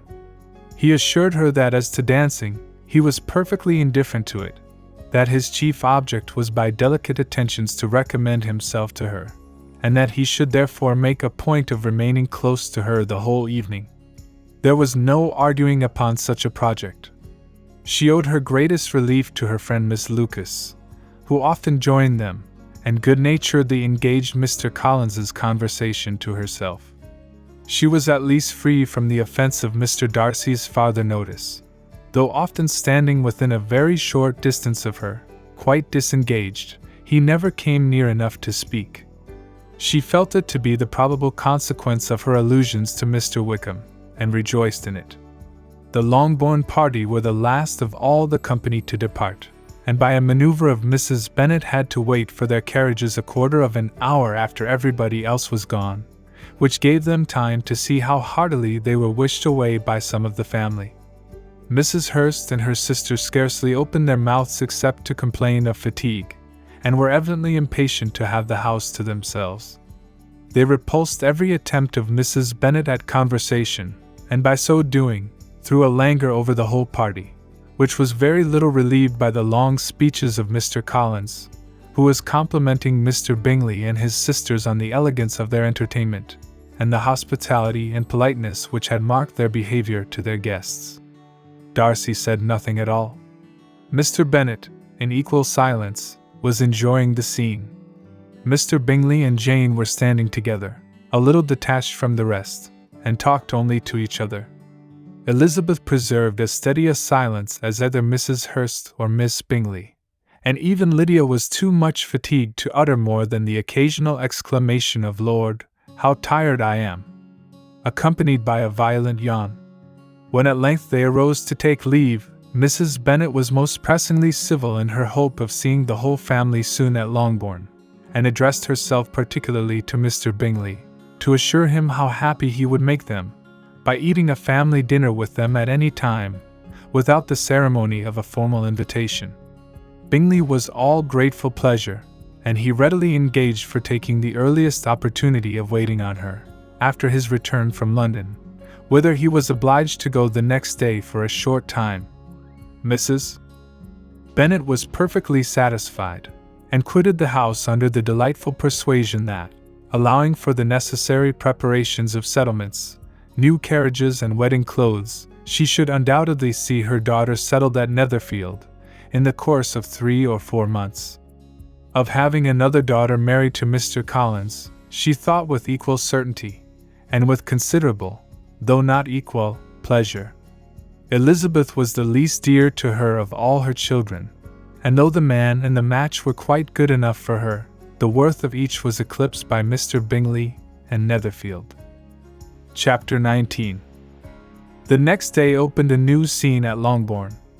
Mr. Collins made his declaration in form, having resolved to do it without loss of time, as his leave of absence extended only to the following Saturday, and having no feelings of diffidence to make it distressing to himself even at the moment, he set about it in a very orderly manner, with all the observances which he supposed a regular part of the business. On finding Mrs. Bennet, Elizabeth, and one of the younger girls together, soon after breakfast he addressed the mother in these words: "May I hope, madam, for your interest with your fair daughter Elizabeth, when I solicit for the honor of a private audience with her in the course of this morning?" Before Elizabeth had time for anything but a blush of surprise, Mrs. Bennet instantly answered, "Oh dear! Yes, certainly. I am sure Lizzie will be very happy. I am sure she can have no objection. Come, Kitty, I want you upstairs."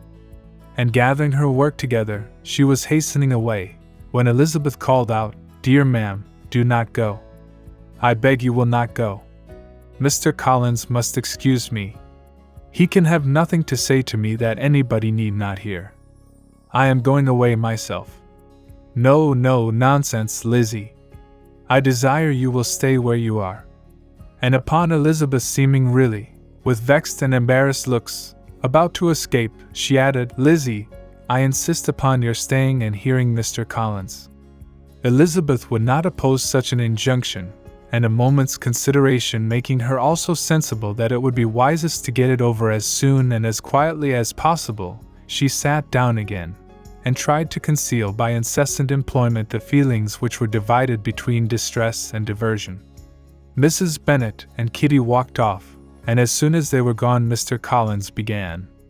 "Believe me, my dear Miss Elizabeth, that your modesty, so far from doing you any disservice, rather adds to your other perfections. You would have been less amiable in my eyes had there not been this little unwillingness.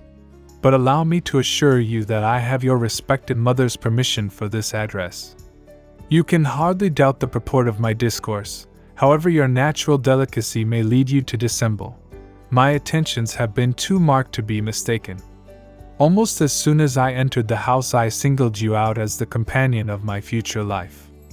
But before I am run away with by my feelings on this subject, perhaps it will be advisable for me to state my reasons for marrying, and moreover for coming into Hertfordshire with the design of selecting a wife, as I certainly did.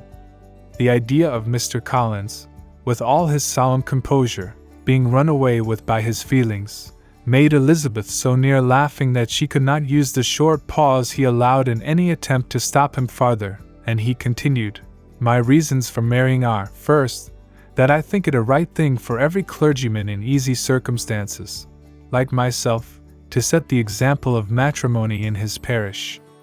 Secondly, that I am convinced it will add very greatly to my happiness. And thirdly, which perhaps I ought to have mentioned earlier, that it is the particular advice and recommendation of the very noble lady whom I have the honor of calling patroness.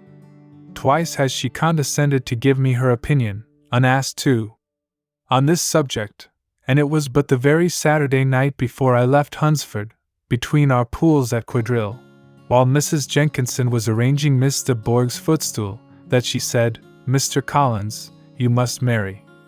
A clergyman like you must marry. Choose properly, choose a gentlewoman for my sake, and for your own, let her be an active, useful sort of person, not brought up high, but able to make a small income go a good way. This is my advice. Find such a woman as soon as you can, bring her to Hunsford, and I will visit her. Allow me, by the way, to observe, my fair cousin, that I do not reckon the notice and kindness of Lady Catherine de Bourgh as among the least of the advantages in my power to offer. You will find her manners beyond anything I can describe, and your wit and vivacity I think must be acceptable to her, especially when tempered with the silence and respect which her rank will inevitably excite. Thus much for my general intention in favor of matrimony. It remains to be told why my views were directed to Longbourn instead of my own neighborhood, where I assure you there are many amiable young women. But the fact is, that being, as I am, to inherit this estate after the death of your honored father, who, however, may live many years longer, I could not satisfy myself without resolving to choose a wife from among his daughters, that the loss to them might be as little as possible, when the melancholy event takes place, which, however, as I have already said, may not be for several years. This has been my motive, my fair cousin, and I flatter myself it will not sink me in your esteem. And now nothing remains for me but to assure you in the most animated language of the violence of my affection. To fortune I am perfectly indifferent, and shall make no demand of that nature on your father, since I am well aware that it could not be complied with, and that £1,000 in the 4% which will not be yours till after your mother's decease, is all that you may ever be entitled to. On that head, therefore, I shall be uniformly silent, and you may assure yourself that no ungenerous reproach shall ever pass my lips when we are married." It was absolutely necessary to interrupt him now. "You are too hasty, sir," she cried. "You forget that I have made no answer. Let me do it without farther loss of time. Accept my thanks for the compliment you are paying me. I am very sensible of the honor of your proposals, but it is impossible for me to do otherwise than decline them." "I am not now to learn," replied Mr. Collins, with a formal wave of the hand, "that it is usual with young ladies to reject the addresses of the man whom they secretly mean to accept, when he first applies for their favor, and that sometimes the refusal is repeated a second or even a third time. I am therefore by no means discouraged by what you have just said, and shall hope to lead you to the altar ere long." "Upon my word, sir," cried Elizabeth, "your hope is rather an extraordinary one after my declaration. I do assure you that I am not one of those young ladies, if such young ladies there are, who are so daring as to risk their happiness on the chance of being asked a second time. I am perfectly serious in my refusal. You could not make me happy, and I am convinced that I am the last woman in the world who would make you so. Nay, were your friend Lady Catherine to know me, I am persuaded she would find me in every respect ill-qualified for the situation." "Were it certain that Lady Catherine would think so," said Mr. Collins very gravely, "but I cannot imagine that her ladyship would at all disapprove of you. And you may be certain that when I have the honor of seeing her again I shall speak in the highest terms of your modesty, economy, and other amiable qualifications. Indeed, Mr. Collins, all praise of me will be unnecessary. You must give me leave to judge for myself, and pay me the compliment of believing what I say. I wish you very happy and very rich, and by refusing your hand, do all in my power to prevent your being otherwise. In making me the offer, you must have satisfied the delicacy of your feelings with regard to my family, and may take possession of Longbourn estate whenever it falls, without any self-reproach. This matter may be considered, therefore, as finally settled. And rising as she thus spoke, she would have quitted the room, had not Mr. Collins thus addressed her.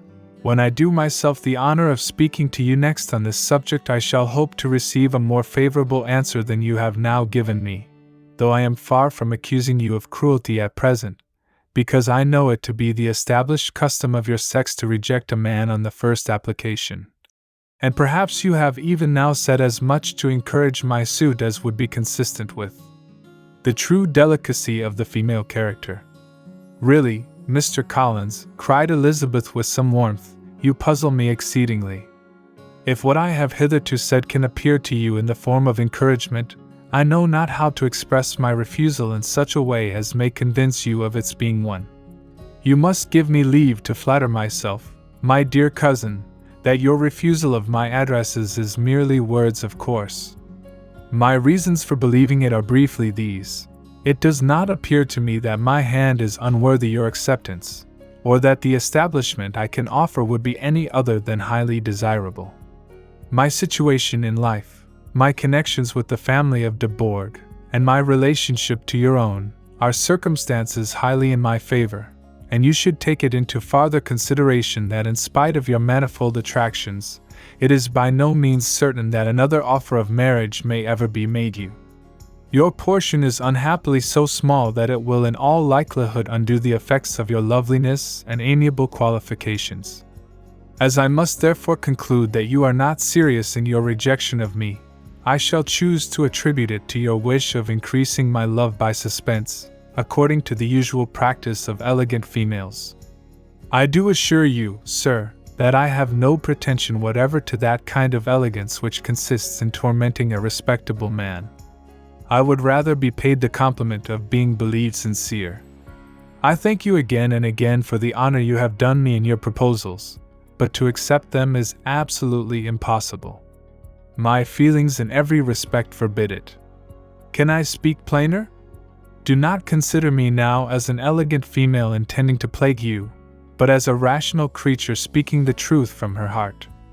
You are uniformly charming, cried he, with an air of awkward gallantry, and I am persuaded that when sanctioned by the express authority of both your excellent parents, my proposals will not fail of being acceptable. To such perseverance in wilful self-deception Elizabeth would make no reply, and immediately and in silence withdrew, determined, if he persisted in considering her repeated refusals as flattering encouragement, to apply to her father, whose negative might be uttered in such a manner as must be decisive, and whose behavior at least could not be mistaken for the affectation and coquetry of an elegant female. Chapter 20. Mr.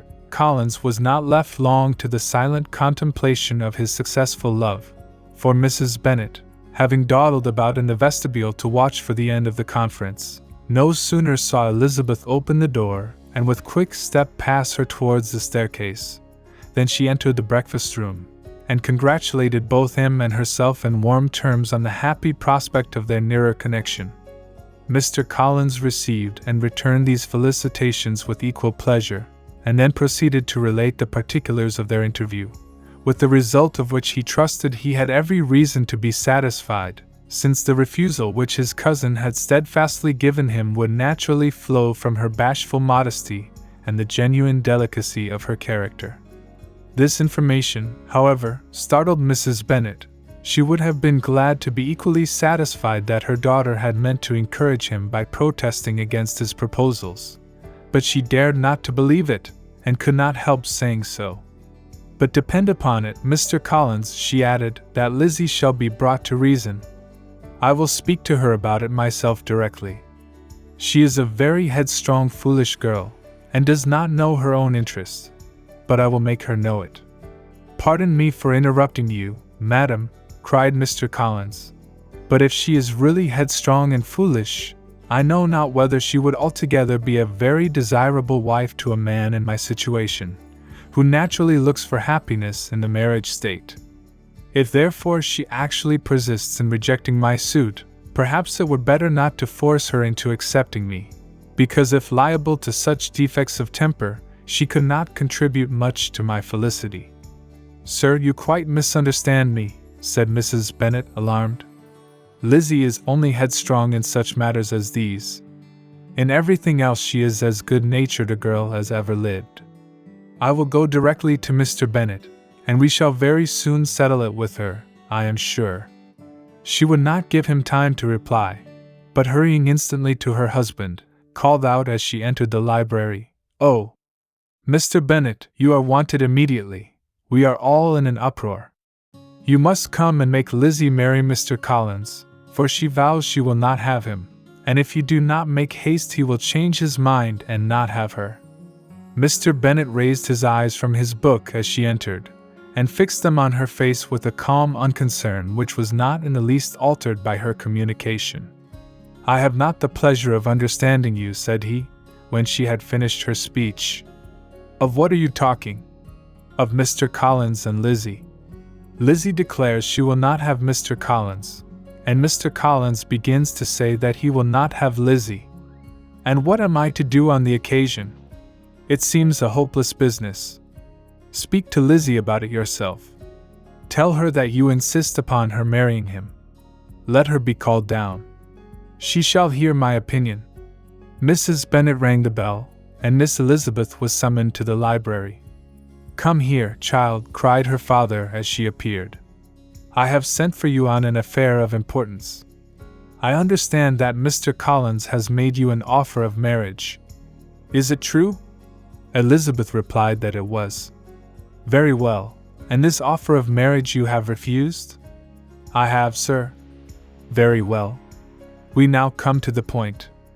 Your mother insists upon your accepting it. Is not it so, Mrs. Bennet?" "Yes, or I will never see her again. An unhappy alternative is before you, Elizabeth. From this day you must be a stranger to one of your parents. Your mother will never see you again if you do not marry Mr. Collins, and I will never see you again if you do." Elizabeth could not but smile at such a conclusion of such a beginning, but Mrs. Bennet, who had persuaded herself that her husband regarded the affair as she wished, was excessively disappointed. "What do you mean, Mr. Bennet, by talking in this way? You promised me to insist upon her marrying him." "My dear," replied her husband, "I have two small favors to request. First, that you will allow me the free use of my understanding on the present occasion, and secondly, of my room. I shall be glad to have the library to myself as soon as may be." Not yet, however, in spite of her disappointment in her husband, did Mrs. Bennet give up the point. She talked to Elizabeth again and again, coaxed and threatened her by turns.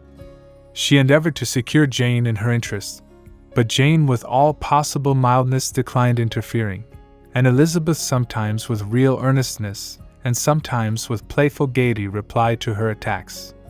Though her manner varied, however, her determination never did. Mr. Collins, meanwhile, was meditating in solitude on what had passed. He thought too well of himself to comprehend on what motive his cousin could refuse him, and though his pride was hurt, he suffered in no other way.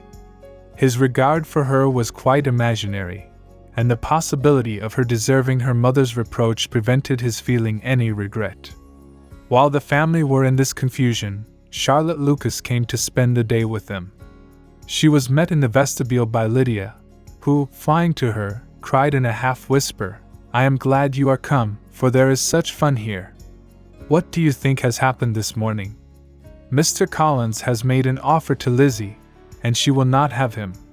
Charlotte had hardly time to answer, before they were joined by Kitty, who came to tell the same news, and no sooner had they entered the breakfast room, where Mrs. Bennet was alone, than she likewise began on the subject, calling on Miss Lucas for her compassion, and entreating her to persuade her friend Lizzie to comply with the wishes of all her family.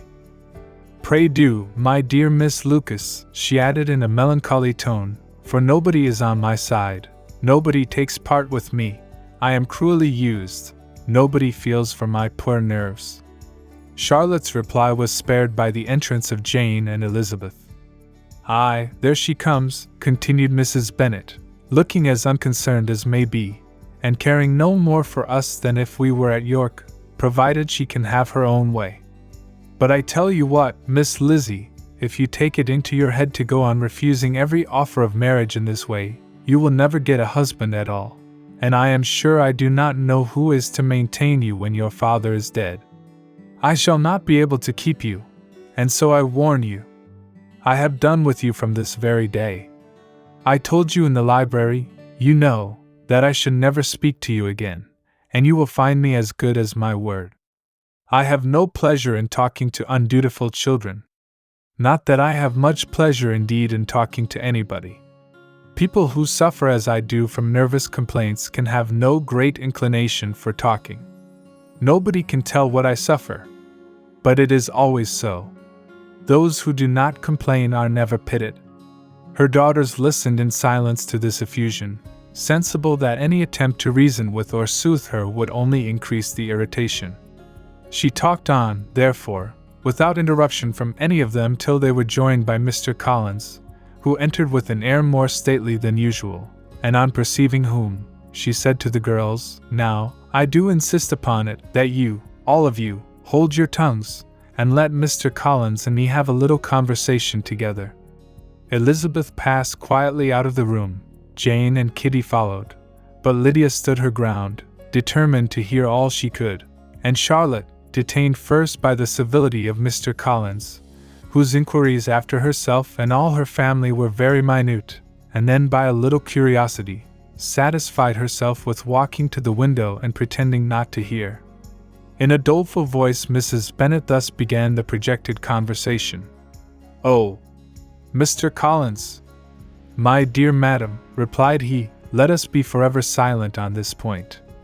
Far be it from me, he presently continued in a voice that marked his displeasure, to resent the behavior of your daughter. Resignation to inevitable evils is the duty of us all. The peculiar duty of a young man who has been so fortunate as I have been in early preferment, and I trust one am resigned. Perhaps not the less so from feeling a doubt of my positive happiness had my fair cousin honored me with her hand. For I have often observed that resignation is never so perfect as when the blessing denied begins to lose somewhat of its value in our estimation. You will not, I hope, consider me as showing any disrespect to your family, my dear madam, by thus withdrawing my pretensions to your daughter's favor, without having paid yourself and Mr. Bennet the compliment of requesting you to interpose your authority in my behalf. My conduct may I fear be objectionable in having accepted my dismission from your daughter's lips instead of your own. But we are all liable to error. I have certainly meant well through the whole affair. My object has been to secure an amiable companion for myself, with due consideration for the advantage of all your family, and if my manner has been at all reprehensible, I here beg leave to apologize.